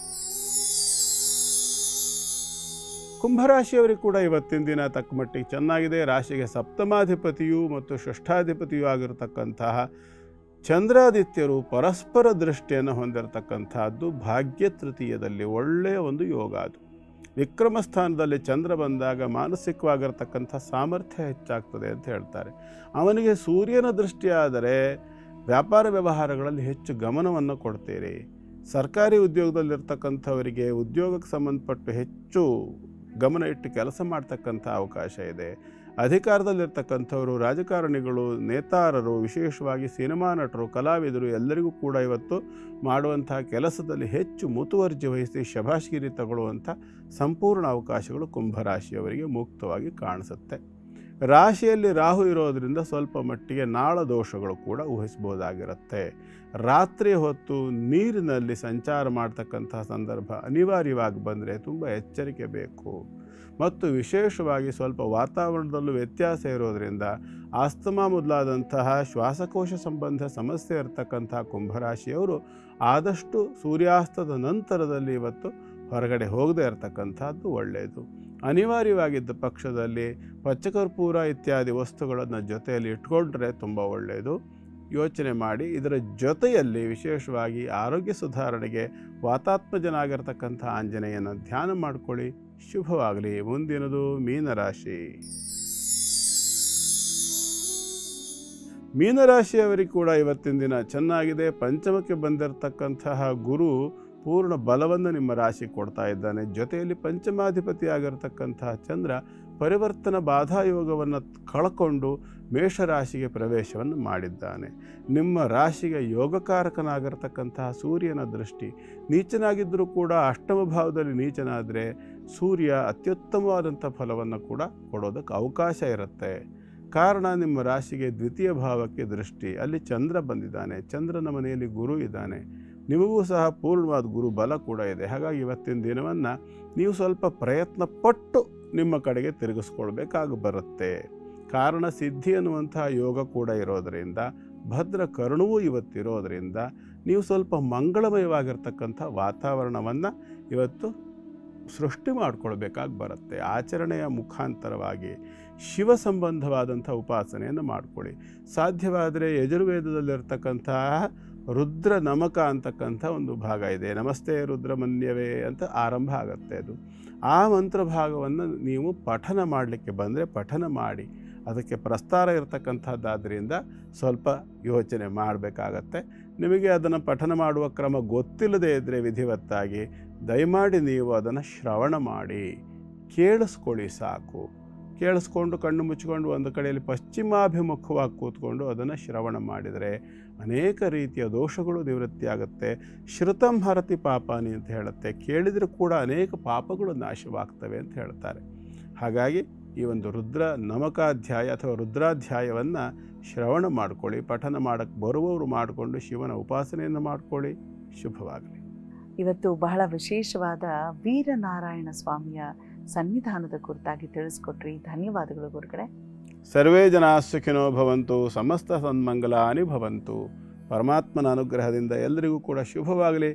ಮತ್ತೆ ನಾಳಿನ ಸಂಚಿಕೆಯಲ್ಲಿ ಸಿಗೋಣ. ನಮಸ್ಕಾರ. ಹೊರಡೋ ಸಮಯ ಆಗ್ತದೆ. ಮತ್ತೆ ನಾಳೆ ಸಿಗೋಣವಾ? ಹೋಗಿ ಬರೋದಾ? ನಮಸ್ಕಾರ.